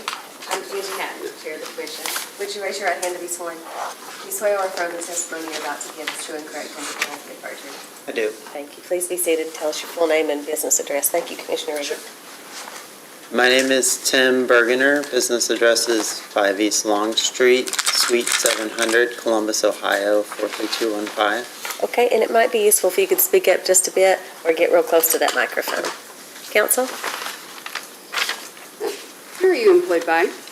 I'm employed by Environmental Design and Research, Landscape Architecture, Engineering and Environmental Services, DPC, commonly known as EDR. And what is your role there? I'm a senior project manager. I manage our clients' projects where we assist with permitting and environmental studies. And in that role, what services did you perform for Exie Solar? We assisted with collecting information for the application and the site assessment report, including several of the studies attached to that site assessment report. Did you provide any narrative or responses to data requests that were filed in this manner? I did. At this time, do you have any edits or clarifications to your narrative or responses? Just one clarification on the two RFI responses in the distance measurements. For the first RFI, our staff member who calculated those distances to inverters calculated those from a point located on the center of the inverter pad. And then for the second data request response, a different staff member calculated those distances from the edge of the inverter pad. So those two distances differ by approximately 15 feet because of that difference in methodology. Okay, so that is the first round of RFIs, request number 22 for receptor 12, is that correct? Correct. And it's listed there as 600, but it should be based on the measurement clarification, the distance that was identified in second round of data request, request number 44 for receptor 12, Correct. and that's 585 feet there. Yes. Mr. Bergener, I also want to address some questions that were deferred to you previously. You prepared the screening plan, is that correct? EDR did, yes. In the proposed modules that are part of that project layout, could you tell us what each module is and, how their locations are decided on that planning module map? Yes, the module identified as planting module 1 is what we refer to as an intermittent planting arrangement, where the proposed plantings are spaced a bit further apart than in modules 2 and 3, and we designed that module for use along roadways or where potential viewers of the project are passing through the site rather than in a residence, or may have a more prolonged duration of view of the project. And whereas modules 2 and 3 are much more dense arrangements of plantings and intended for use across from nearby residences where there could be a prolonged view into the project. Is there a height difference between the modules? Modules 2 and 3, there is a height difference. Module 2 has taller growing species, and Module 3 is a similar density of plants, but the plants will not get as tall at maturity, and that is for use in areas where taller plantings might shade the panels, because the plantings are proposed on the south side of the panels and would block the sun from the panels in that location, or where there might be existing overhead utilities that could conflict with taller vegetation. What species of plants will be used in the modules? Will these be native? Yes, all of the proposed species in the preliminary plan are either native to Kentucky. About half of them are native to Greene County. There are a few that have become naturalized to Kentucky over many years, and they are native to the larger ecoregion that Kentucky is in. Mr. Bergener, how many homes will have a view of the project? Based on our viewshed analysis, approximately 98 homes have a potential view into the project based on desktop analysis, but actual visibility can vary.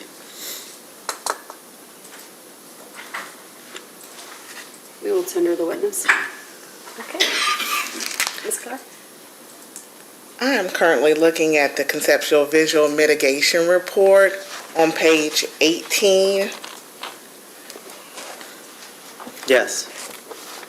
And I'm looking at the portion of it, module 2 and then module 3. And so the non-participating home is right there in the center, the circle right there, and then has the module 2, and it looks like across the street, it's module 3 maybe across the street from it. And then we have module 3. And so who and why was the determination made that as far as module 2 that looks like maybe across the street from it potentially, who made the determination that module 2 would be planted there?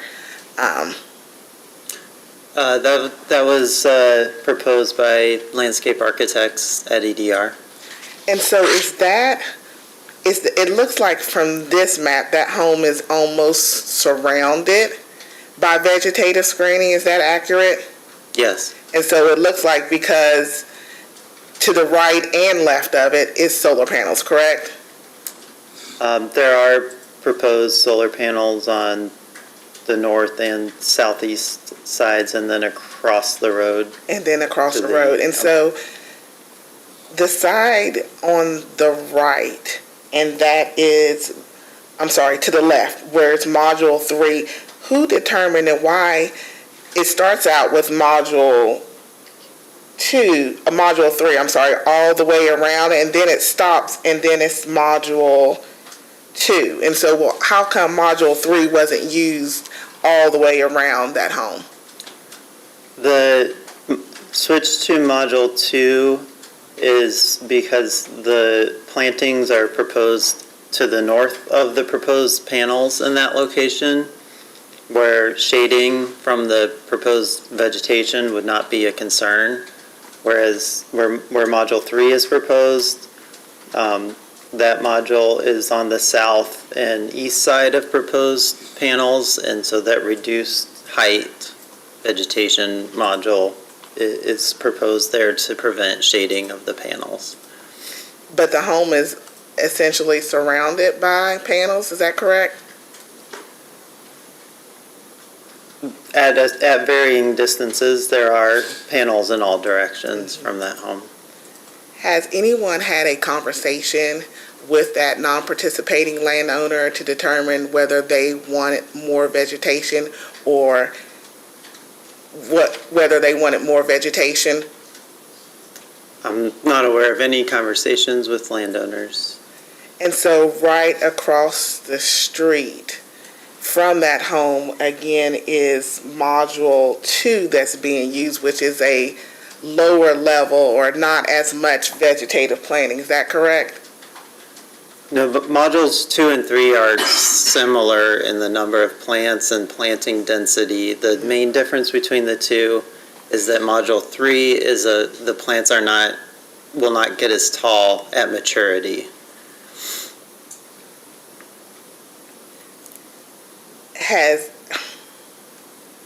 In your opinion, do you, as a non-participating landowner, let me just rephrase it. Did the non-participating landowner, did anybody ever have a conversation and sit down with this non-participating landowner and say the difference between, would you like module 2 or would you like module 3? I don't have conversations with landowners in my role in the project. Is there another witness that would be better suited to answer that question? Nora Hennon. Okay. And looking on that very next page, on page 19, we have module 3 at the upper right corner in the hot pink, and then we have module 2. It looks like the road is the homes on Loudtown Road. You come up Loudtown Road, and then across the street it looks like is module 2. Starts with a non-participating home and then goes to a blue to a participating home and then 3 non-participating homes. Do you see that? I do. And so that looks like that is probably, when I'm looking at it, it looks like that is probably where there's a road, Loudtown Road, and then it looks like it's going to be across the street. Who made the determination that that module 2 planting should be used there versus module 3? Landscape architect at EDR. And so is that sufficient enough will that be sufficient in, let's say, 5 years to sufficiently block those panels? Our evaluation of the view shed in that area and the effectiveness of the screening was that it provides effective mitigation of the view of the project in that area. Will it totally block the view of the project? No. What height, even at full maturity, will it block the view of the project? The height of the plants would, where a specific plant is in the line of sight from the residence to the project, the height of the plants would fully block the visible area of the panels. But the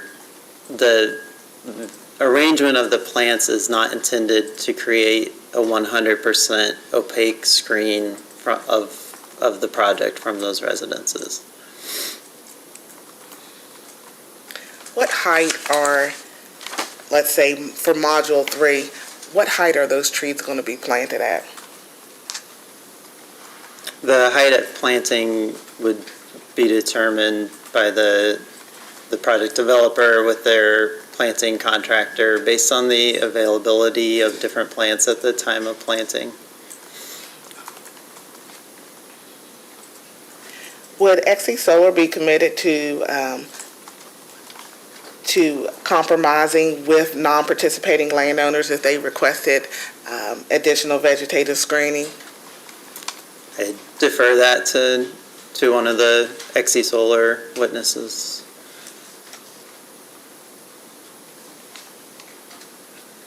Will there be 2 acres of native pollinators? I'm sorry, I didn't. Will there be 2 acres of native pollinators? 2 acres? Mm-hmm. The planting modules proposed have several species that are beneficial to pollinators, and I don't recall the exact acreage of the total proposed planting area, but it's greater than 2 acres. What type of tree shrubs are going to be planted? There's a list in the mitigation report for each planting module of proposed plant species. Are you aware if any of those are fast-growing plant shrubs? I'm sorry, could you Are repeat? you aware if any of those shrubs that are recommended in those mitigation measures, are any of those fast-growing? Yes, many of them are. We select species that will reach maturity at a relatively within a relatively fast period, and within 5 to 7 years reach a substantial part of that maturity. So they may not be at full height, but within 5 to 7 years have grown significantly since planting. When is the landscaping proposed to be done? During construction, at the end of construction, or in conjunction with the development of the project?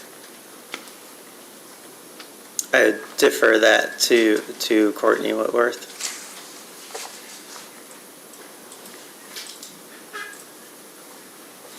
Could you describe to the siting board what the agricultural style fencing is going to look like? The proposed fencing consists of wood fence posts with an agricultural style wire mesh attached to the fence posts. What will be the spacing between the rows of panels?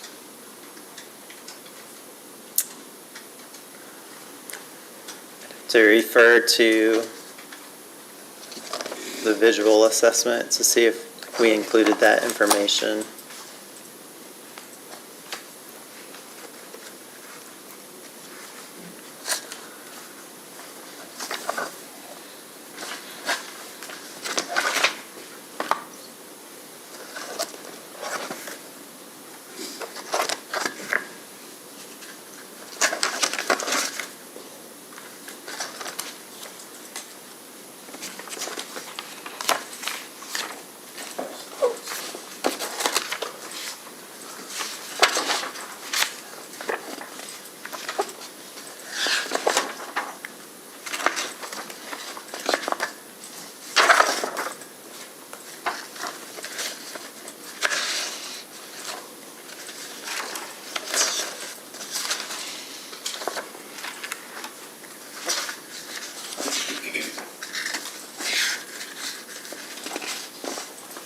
And if it's not there, we can request that in a post-hearing data request. Okay.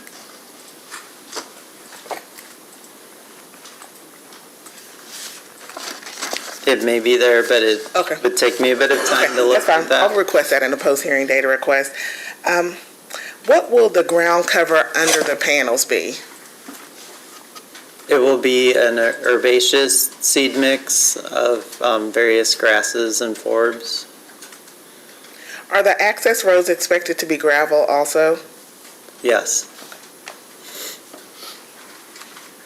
Do you know what precautions are going to be taken to make sure those access roads do not erode? I defer that to Courtney Wentworth.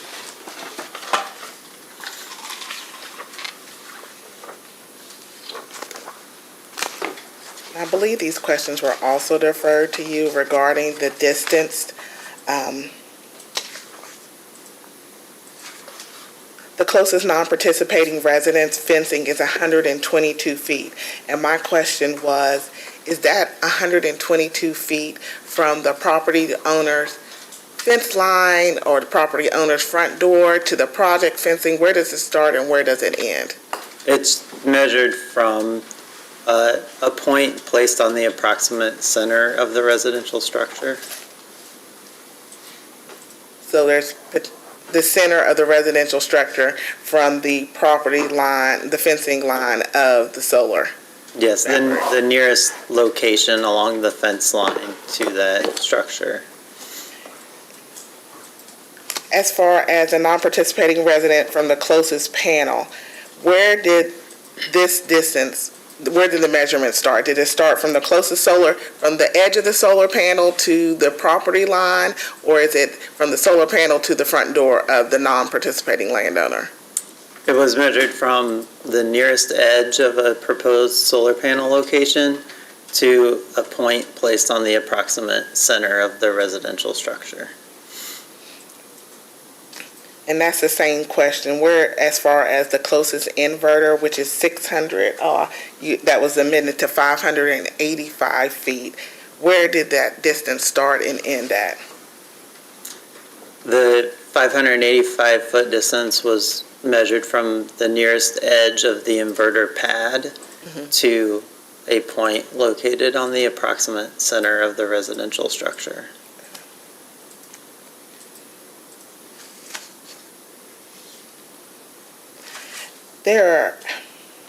I'm looking at staff request item 123. There was a table that was provided that showed numerous, that provided the distance, all the residents within 2,000 feet of the project. And there were about 17 homes that were within that 218 feet to 288 feet away from the project. At this time, do you feel that the vegetative buffer or the vegetative plan for those homes that are within that distance, 200 to 288 feet away, is that sufficient to provide a meaningful buffer for those homes? Yes, we believe that provides significant visual mitigation from those homes. Is it possible to plant trees that at a higher height so that they could provide a more meaningful vegetative buffer more quicklier than the 5 to 7 year span? It's possible to plant trees at various heights, but it's not always desirable. The success of plantings can be reduced if larger plants are planted initially, and that can reduce the amount of growth that's occurred in the initial establishment phase, where smaller plants can succeed more quickly and can have faster growth during those early years.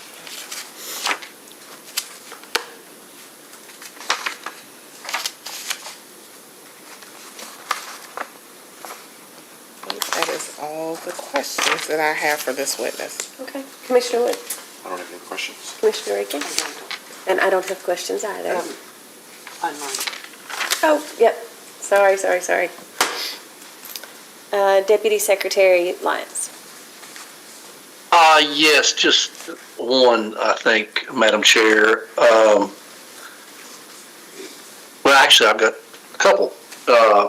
On this particular thing on vegetation, Mr. Berger, I was looking at the report that was submitted to the record, and there's a table of tree species. I just want to make sure that those are the intended species to be used. Is that correct? It's on page 5 of the report. Yes. Those are EDR's recommendations for potential species to be used that we developed in consultation with Exie Solar. There can be substitutions based on plant availability at the time of planting, but those substitutions should be consistent with the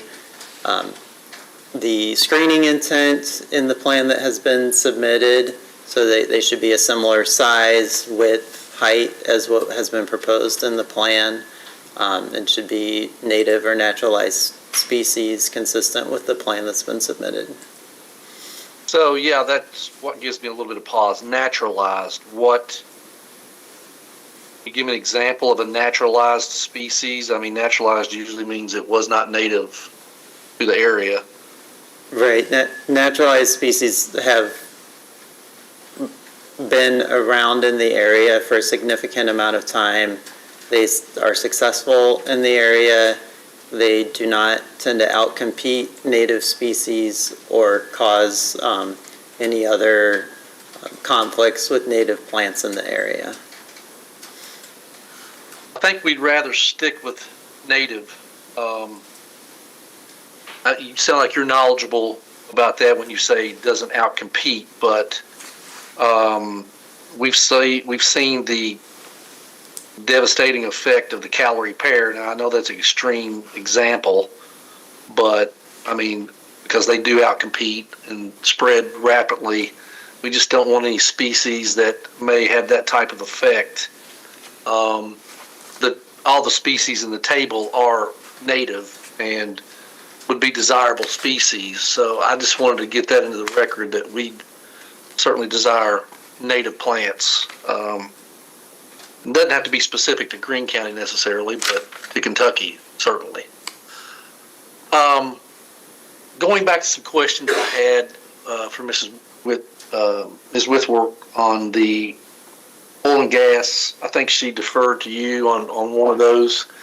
I did find the response in the request for information. I think it was number 61. Give me a moment to get back to that. Yes. The map is good. That gives my guys some information that maybe y'all have collected that perhaps we don't have. If it came from Kentucky Geological Survey, we should have that. But can you all provide, you've got dots on the map, but no names of the leases or the associated companies that might, and we'd probably be looking for lease information and permit numbers for those. Can you all provide that? I believe through the state database that information was obtained from. There is some additional information attached to those well locations. I don't know the extent of that information for each location. But you could provide the information that you have. Yes. Okay, that would be great. I did want to ask a question about that map.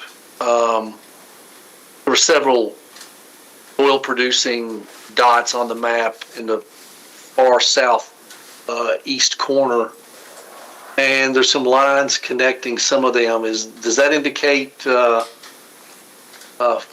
production lines or something? What does that indicate on that map? Oh, it does. I see it now. It says gathering line. So never mind. I just answered my own question, but I didn't see it on the legend.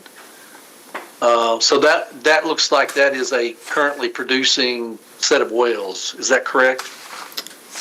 Based on the data from the Kentucky Geo database, that's correct. Okay. Madam Chair, I just think we would like to have that information, post-hearing data request. Sometimes it's hard to connect other programs that don't necessarily deal with the siting board. And we'd like to see what information that they gathered to create this map. Okay, you got that, Steph? Yes. Okay. That's all I have, Madam Chair. Thank you. Thank you, Deputy Secretary. Mr. Hammack? No questions for this witness. Thank you, Madam Chair. Okay, thank you. Any redirect? No. Any reason this witness can't be excused? All right, thank you, sir, you're excused. Thank you. And when you're ready, call your next witness. Next, we'll call Eddie Duncan.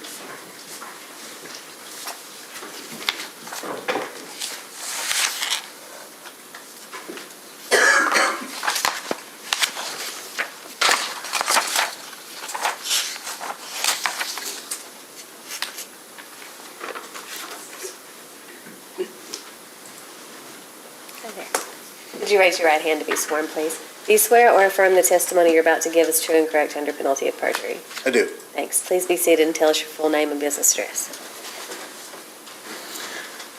My full name is Eddie Duncan, and our business address is Hiram Atkins Byway, Queechee, Vermont. Okay, counsel. Mr. Duncan, who do you work for? Paxwood Acoustics. And what is your role at Paxwood Acoustics? I am principal consultant and founder. And how did you participate in the application for Exie Solar? We conducted a noise assessment of the proposed project. Is there anything you'd like to change, modify, or update at this time? No. We tender the witness. Okay. Just a few questions for you. Could you please describe to the siting board, describe to the siting board what mitigation measures the project is proposing besides specific construction times? What other mitigation measures are being proposed besides that? Yeah, so the mitigation measures that are proposed are, as you mentioned, time of day for construction, but also the siting of the project in general. So specifically where inverters are located and the proximity to sensitive receptors is part of mitigation because siting is part of mitigation. And so there are numerous homes that I know you probably heard the testimony. There are about 17 homes or so that are with between 218 288 feet, fairly close. So what mitigation measures as far as when pile driving or possibly rock drilling is occurring, what mitigation measures could protect those homes? Yeah, so the mitigation that's proposed is the time of day, so operating during the day. And then also, for the most part, construction noise is mitigated through the, essentially, not just time of day, but the timing and the frequency at which it's occurring. So construction, it happens in a short duration relatively for any given location. The construction will come, they'll work in this certain area, and they'll move throughout the array. So the time that they're in the area that's within the distances that you're talking about is not large relative to the length of construction. And so for those homes that are in that 288 feet, how long is what is the noise level during pile driving? Yeah, so when they are installing solar posts for solar post pile driving, at the closest receptors, the highest sound level is 92 decibels. And so what is that comparable to? Sorry, 92 decibels at 50 feet. It is 79 at the closest receptor. What is that 79, if you put it in lay terms, what is that noise level comparable to? It would be comparable to other construction noise. If I could refer to the exhibit, we have a figure in there I can point you to.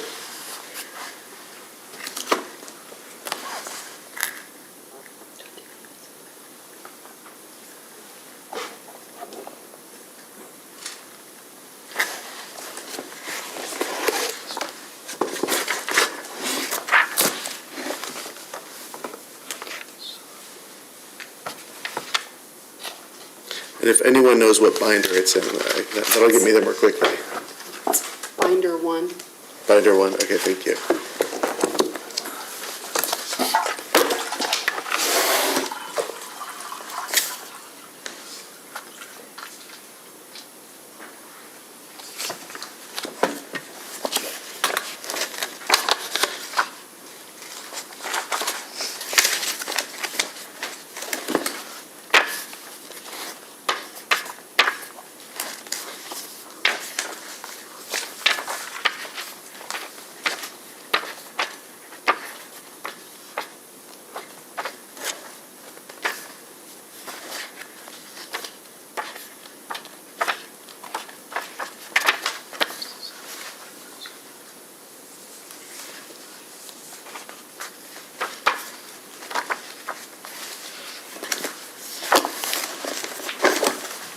Eddie, did you find it? Excuse me? Did you find it? Not yet, no. It's in Exhibit I.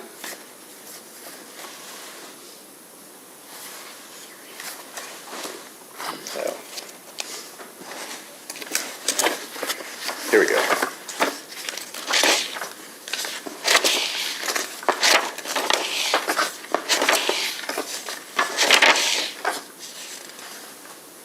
So in Exhibit I in the noise assessment report, page 14 of the noise assessment report, there is a figure in there that shows sound levels of comparable sources for a variety of levels. So not just solar post pile driving, but we can look in there that 79 decibels is kind of the equivalent of dogs barking, a blender, being near a highway, things of that nature. That would be the maximum short duration sound level from solar post pile driving. These are sources that are more continuous that occur at those levels.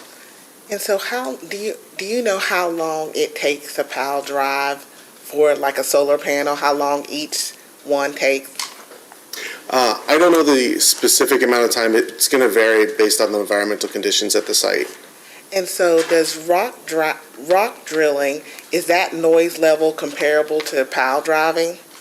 No, rock drilling is higher than the sound level from solar post pile driving. And so how does that number, when you're looking, if there's a possibility that they have to use that for this project, given the distance of the closest non-participating residents, what is that sound level at for rock drilling? It is 81 at the closest distance to a receptor. I have no further questions for you at this time. Okay. And let's go to the virtual participants first. Deputy Secretary Lyons, No questions, Madam Chair. Mr. Hammack, No questions, Madam Chair. Commissioner Wood, No questions. Commissioner Reagan, and I don't have questions either. Any redirect? I've got one. Mr. Duncan, the panels that are being used are fixed tilt, correct? Correct. So in operation, do you expect any impacts related to noise? No, not from the panels. So even though they're close to homes in terms of the 210 to 290 foot range, you wouldn't expect any noise impacts during operation? That's correct. The panels don't create sound. That's all. Okay. Any reason this witness can't be excused? No. All right. Thank you, sir. You're excused.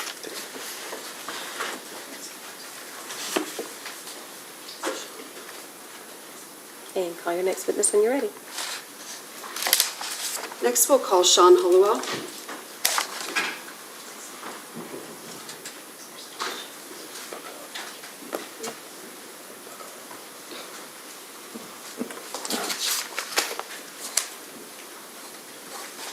Morning, Mr. Hollowell. Do you swear, that's fine. Do you swear or affirm the testimony you're about to give is true and correct under penalty of perjury? I do. Thank you. And would you tell us your full name and business address, please? My name is Sean Hollowell. My business address is 5 East Long Street, Suite 700, Columbus, Ohio 43215. Counsel? Mr. Hollowell, who do you work for? EDR. And what is your role with EDR? I am a project manager with EDR. And did you prepare any materials as part of this Exie application? I did. Okay, and what materials were those? I prepared and oversaw the development of the socioeconomic report. Is there anything you'd like to change, modify, or update in that report at this time? There is not. We'll tender the witness. Okay. Staff? Just a few questions for you. What was your overall conclusion as far as whether Greene County will receive an economic benefit to this for this project? The report concludes that there will be a positive economic benefit to Greene County in terms of construction and operational employment as a result of the project. And what methodology did you use to reach that conclusion? The employment and economic impacts of the construction and operation of the project were evaluated using the JEDI model. There's a full description of the methodology in Section 4 of the report. And so why was the JEDI model used instead of the in-plan model used that we typically see in front of the siting board? So the JEDI model was created by what was at the time called the National Renewable Energy Laboratory. It is an input-output model that was specifically designed to evaluate the economic impacts, in this case, of a utility-scale solar facility. Part of the inputs that are utilized in the JEDI model are data from the Implan company. So data from Implan is included in inputs to the JEDI model. Do you find that model is most effective as far as evaluating economic impact for Kentucky? Can you restate the question? Do you feel like that methodology versus the JEDI versus the Implan, which one do you feel is the most effective as far as evaluating the economic impact for small counties in Kentucky? The JEDI model was an effective tool to evaluate the economic impacts both to the state of Kentucky and Greene County. No further questions, Your Honor. Okay. And Deputy Secretary Lyons? No questions, Madam Chair. Mr. Hammack? I have a few questions. Thank you, Mr. Hollowell. The first one, I'm looking at Table 5 on page 11 of the report for reference if you need it. The question is, why is there such a decrease in the operation and maintenance labor costs compared to the default JEDI amount? Is this a function of just the wages in the area, or is there something else at play here in your opinion? And if you'll give me just a moment, Mr. Hammack, I can navigate to that report. Just one moment. Sure.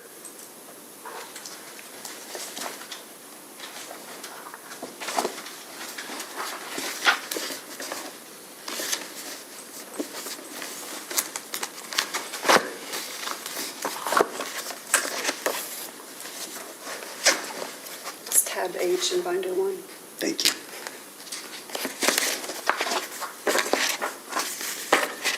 Mr. Hammack, I believe your question was about Table 5, is that correct? Yes, sir.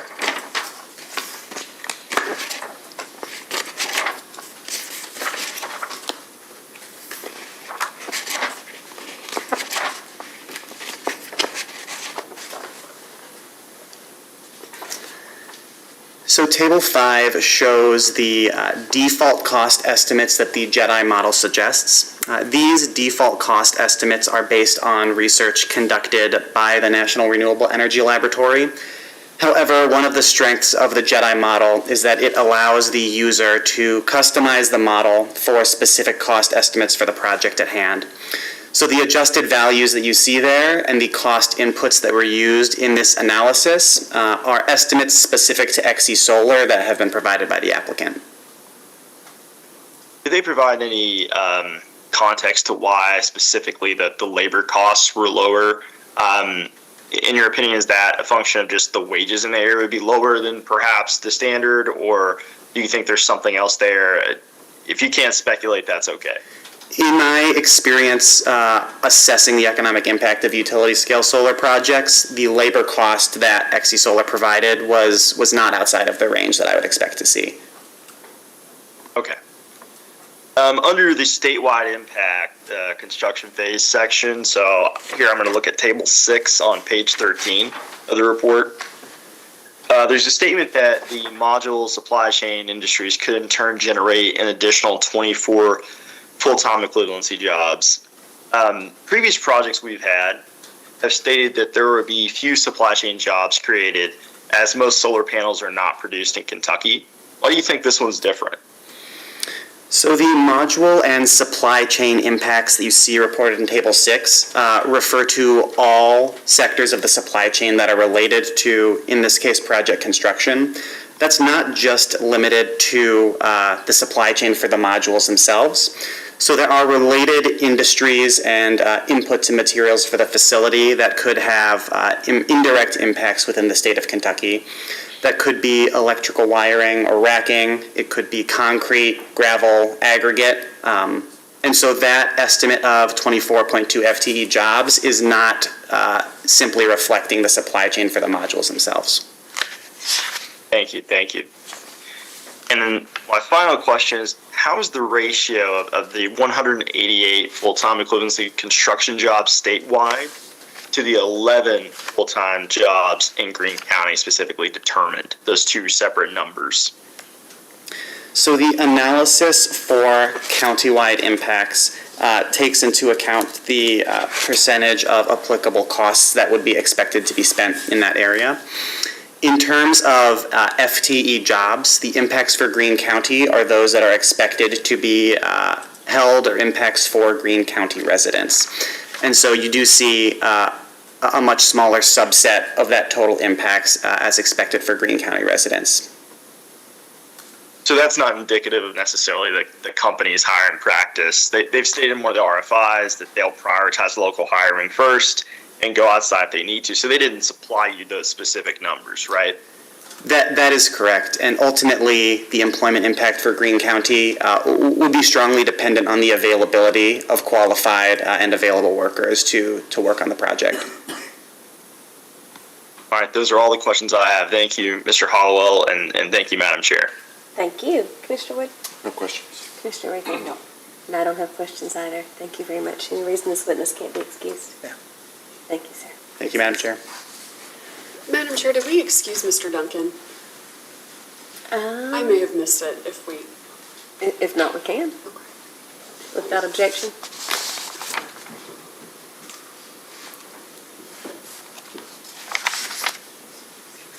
All right. And call your next witness when you're ready. Up to you.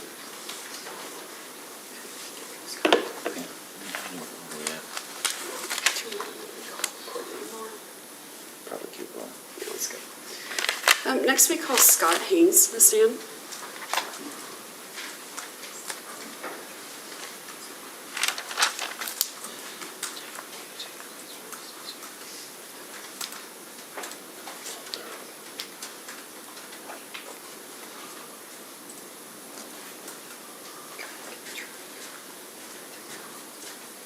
Hello, Mr. Haynes. Would you raise your right hand to be sworn? Do you swear or affirm the testimony you're about to give is true and correct under penalty of perjury? I do. Thank you. Please be seated and give us your business address, if you will.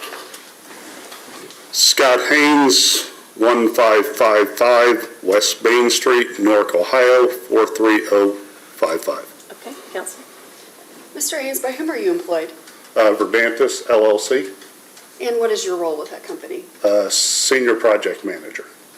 And did you prepare any application materials for Exie Solar? Yes, And what report was that? the route evaluation study.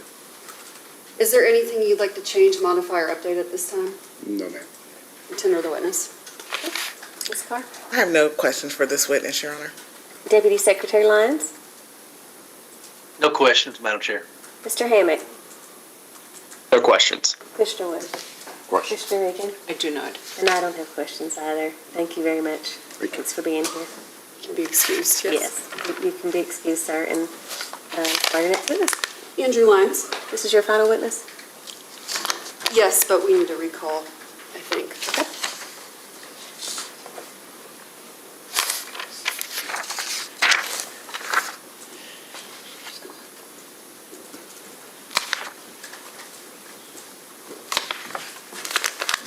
Mr. Lyons, would you raise your right hand to be sworn? Do you swear or affirm the testimony you're about to give is true and correct under penalty of perjury? I do. Thank you. Please be seated and tell us your business address and full name, please. Sure.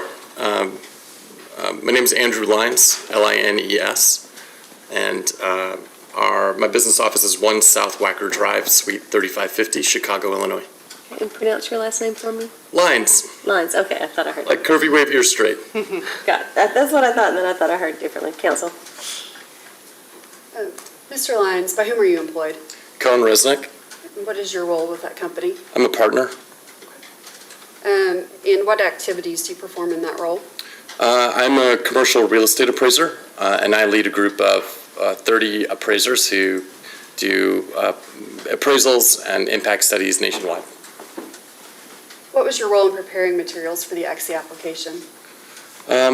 We prepared an impact study and a site-specific report addressing both the proposed site as well as impacts that may or may not be caused by being adjacent to an operational solar farm. And did you prepare any responses to data requests as well? Yes. Are there any materials you'd like to change, modify, or update at this time? No. Let's tender the witness. Okay. Ms. Carr. Could you explain to the siting board what data that you looked at when utilizing or constructing this report? Sure. We undertake 3 essential methodologies. The first is I reviewed all of the academic published peer review studies that are available for different statistical analysis regarding real estate property values next to solar that have occurred since 2018 was the first one. So that's entertained in my report. The second is we conducted our own analysis. In this case, we studied 10 different utility scale projects, mostly in the Midwest, to identify actual transactional data that occurs to residences and land parcels that are immediately adjacent to these utility scale projects. And those are compared with groups of paired sales to determine whether or not there's any influence by being immediately adjacent to those solar farms. The principle there being that parcels that are located immediately next to these projects hypothetically would suffer the most if there was a negative influence. And so we track that very specifically. Third is we conduct interviews with brokers who are familiar with transactions of real estate immediately adjacent to solar. And we also speak with assessors, county assessors, who have solar in their districts and would be familiar with trends that they would review in their common course of business. One of the solar facilities that you looked at was in Kentucky, correct? Correct. And Turkey Creek. Turkey Creek. What did you look at any other facilities that have been built in Kentucky besides Turkey Creek? So obviously Seabury Solar was something that's just recently operational, as well as Greene County Solar. And so we looked at both of those to try to identify any recent sales. Those are both very recently operational. And so we didn't find any transactions that we could study since it became operational. We're very specific to look at only the sales that occur after the construction is complete. We understand that being around construction is not fantastic, no matter what is being constructed across the street from you. So we're very specific at looking at what are the impacts for this project and what it's going to be for its 30 to 40-year timeline. So for all of the facilities, solar facilities that are operational in Kentucky, Turkey Creek Solar was the only facility that's had recent sales? It was the largest one that had sales. There were some smaller facilities that had some transactions, but we felt that Turkey Creek was the best and most applicable in terms of this one. Understanding that we would love to have a larger sample size in Kentucky, and that's why the report is fleshed out with some of the other much larger utility scale projects that are also in the Midwest and in similar rural areas. And so the larger, this one's only 110 megawatts compared to, I saw in your report, some larger ones, 200. How does that, the size of the project compare to the ones that you looked at versus the current proposed project? Sure, and we have data from projects as large as 300 megawatts, with many of them being over 100.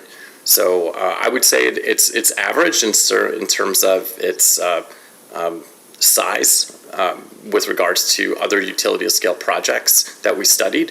I'll note that I've also participated and have reviewed proposed applications in other states where new solar projects are being approved that are upwards of 1,000 megawatts and 10,000 acres of land. So this is relatively small compared to some of those. How about Unbridled Solar, which is another project that's owned by Geronimo Power? Did you look at that or research that for any recent sales? Also looked at it for recent sales. I did not find one that we could use. I am very familiar with that project. I wrote a report for that project and its original application.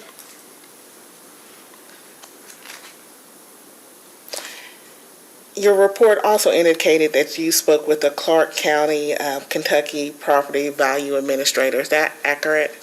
That's correct. Where was the last, first of all, what was his opinion of the impact of property value? They didn't have any data that would suggest that there's a negative impact. I'll note that that particular project is along the highway and doesn't have a lot of residences around it, but they don't have any data that would show that there's empirical evidence that there's a negative impact. And you also spoke with the county assessor in Grant County, is that accurate? That's correct. I believe that's the Crittenden Solar Farm. So that assessor actually did their own analysis on some of the lots and land that have sold next to that particular project. But yes, that assessor did not find any data that would indicate that it was negative. Did he indicate to you or tell you what was the most recent sale that he could look at for that solar project, that was close to the solar project? Yeah, my recollection is that we spoke to that individual a few years ago. I know that I've looked at those transactions. I also have a peer in the field, Richard Kirkland, who's done a very thorough analysis of the transactions around that particular solar farm as well. So very confident that there hasn't been an impact there. But you have not had any recent contact with him? I haven't had contact with him in the last year, or that person in the last year. I think it was a couple of years ago. What about the Clark County Value Administrator? When did you have a conversation with him? How long ago was that? I'd have to check my notes, but I believe that has been within the last year. And you also indicated that as part of your methodology that you speak with local brokers. What brokers did you speak with here in Kentucky to help you reach your conclusion? That is a good question.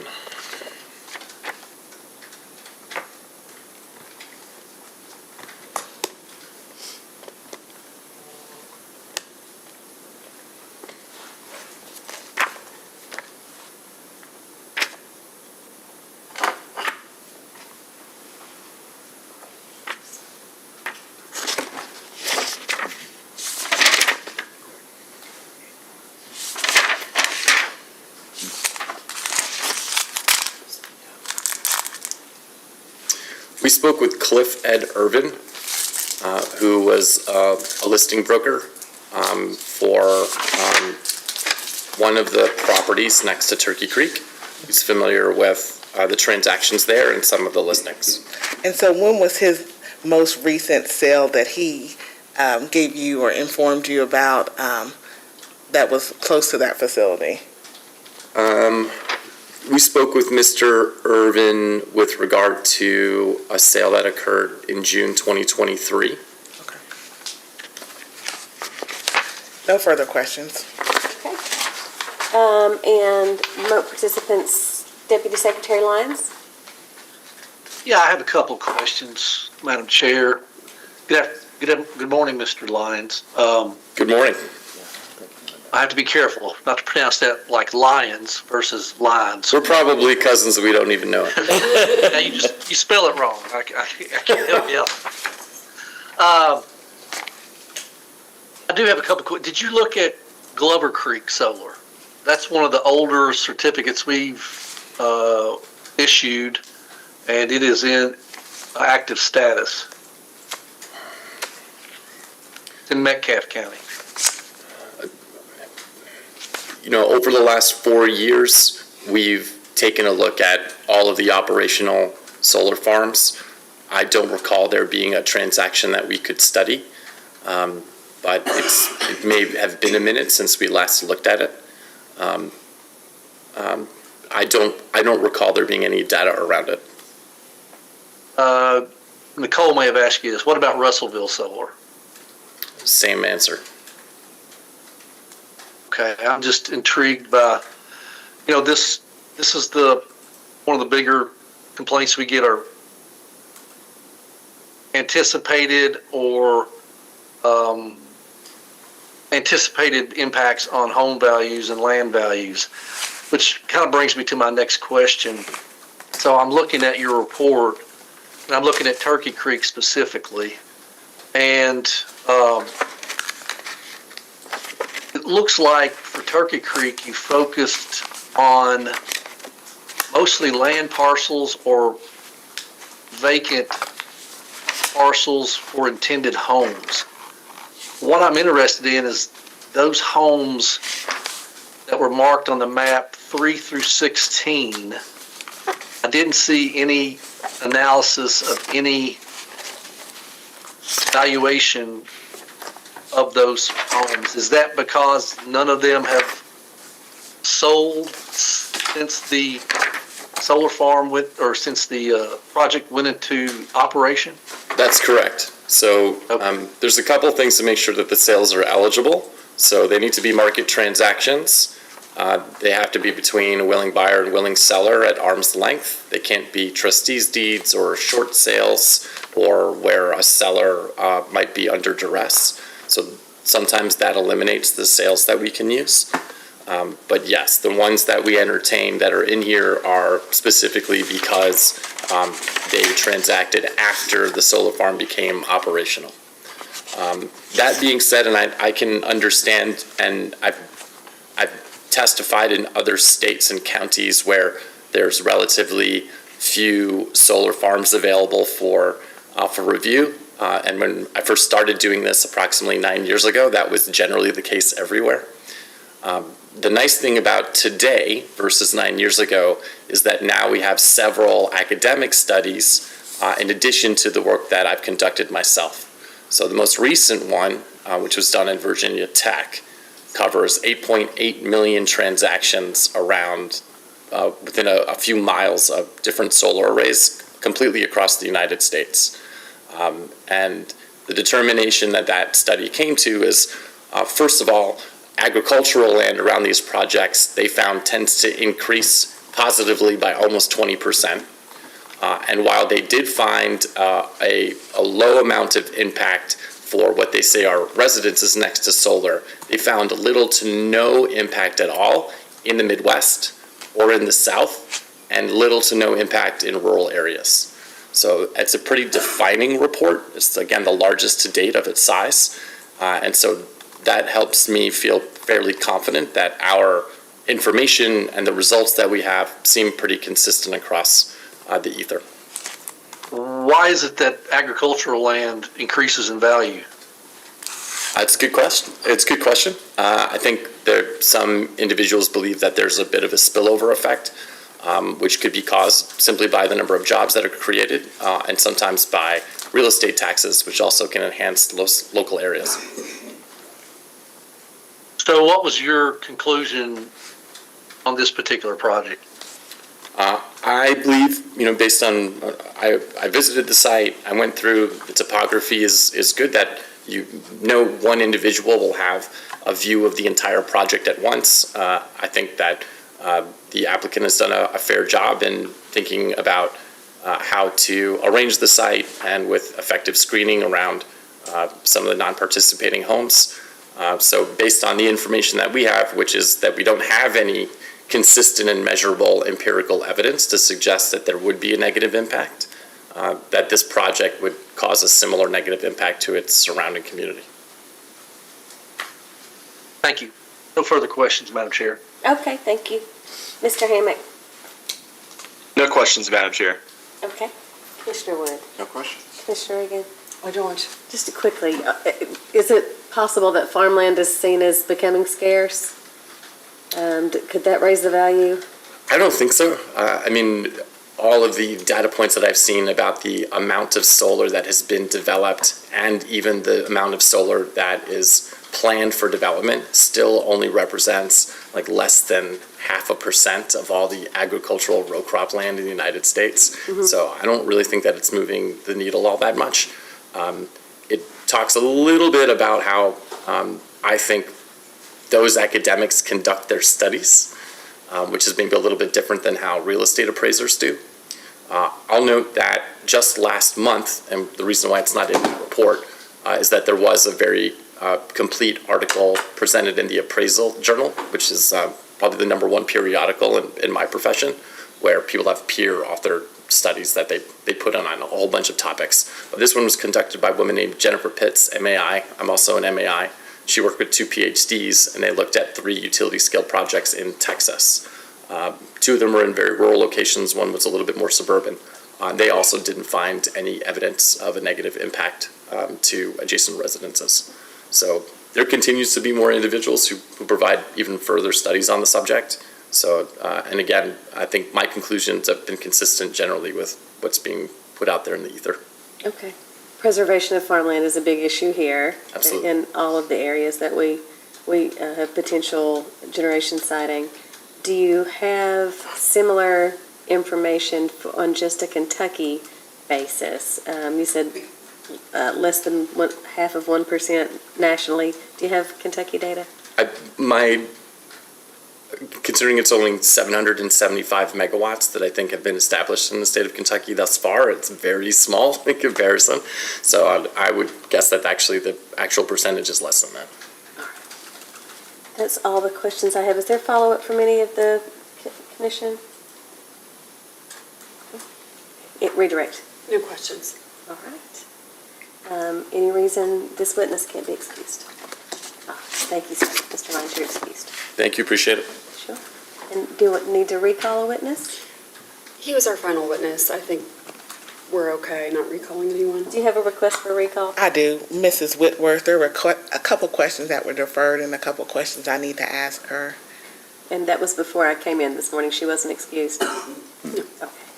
If you will.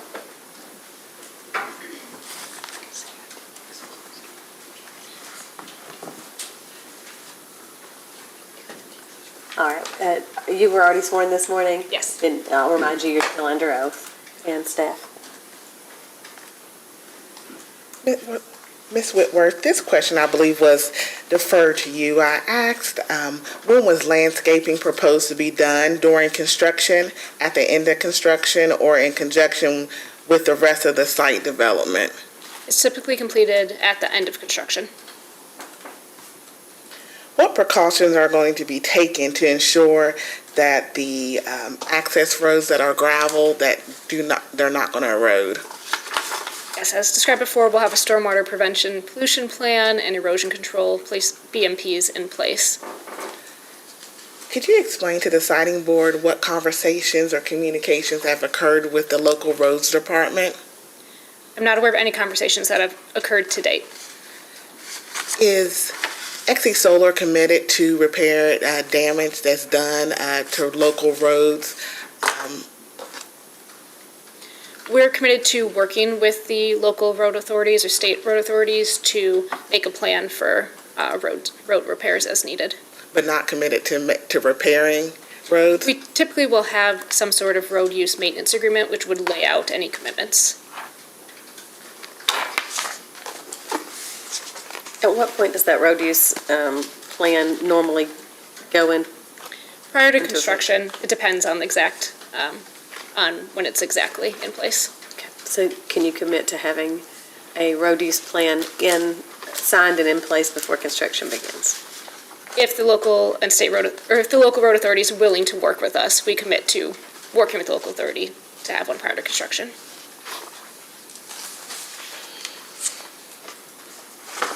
Ms. Whitworth, I'm looking at staff's second request, item 39.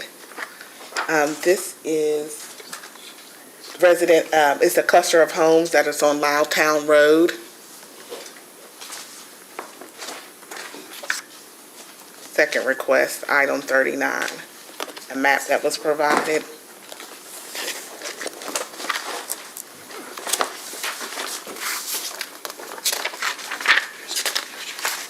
Yes.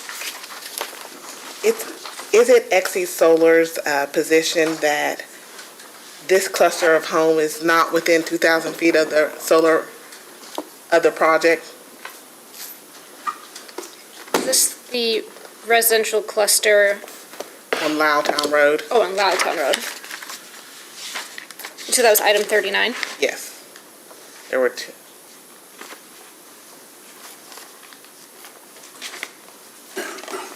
Okay, this is the second map. Yes, it says Loudtown Road parcels on the top. Yes. So I believe this is the residential neighborhood that we identified originally in our application. Yes, it is not within 2,000 feet of a solar panel. Is it within 2,000 feet? Not the solar panel. Well, is the area within 2,000 feet, the cluster of homes? I am not exactly sure if it's within the project boundary. Or 2,000 feet to the project boundary. To the project.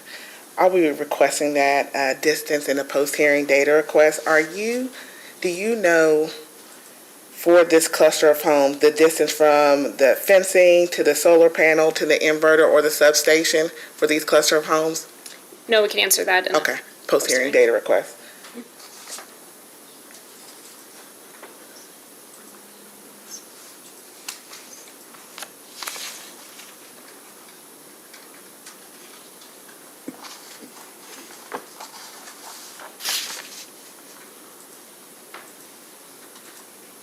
That's all the questions I have. Okay, any follow-up from Deputy Secretary Lyons? No, Madam Chair. All right, Thank you. Mr. Hammack, No, Madam Chair. and my fellow commissioners up here, Commissioner Wood, Commissioner Regan? Okay, nothing from me either. Any redirect? No. All right. Thank you, ma'am. And now may this witness be excused. Thank you. Ms. Whitworth, you're excused. Was there anyone else that we have a request to recall this car? No. Okay. Anyone else? Is that your case? That's it. All right, thank you. Did we have any exhibits that we need to make sure got moved to be admitted? Okay. No. Any other motions at this time? Looks like we need a final order entered by February 4th. Staff, can you issue a written summary of any post-hearing data requests by December 23rd? Yes. And assuming she can do that, would January 2nd be enough time to respond? We're right in the middle of holidays, I know. We have a February 4th deadline, though. If there's any wiggle room that you could give us on that, it would be much appreciated. Let me look at a calendar. Is the 4th a Monday? When is the second? The second is a Friday, right? The 4th is a Sunday. Yeah, the 5th. Council, would that be sufficient? Yes. The 5th would be much better. That's at least another business day. Hopefully there won't be a ton. If you can't get them all in by that date, get as many as you can in. Let us know the holdup and when we might expect the remainder. Thank you, Chair. Okay. And then if you would like to do a brief, December 29th. Really sorry about the holiday timing here. The 29th is a Monday. Of December, yeah. Should have said. We can make that work. Okay. Is there anything further at this time? No. I'm about to get my gavel. If there's nothing further, we're adjourned.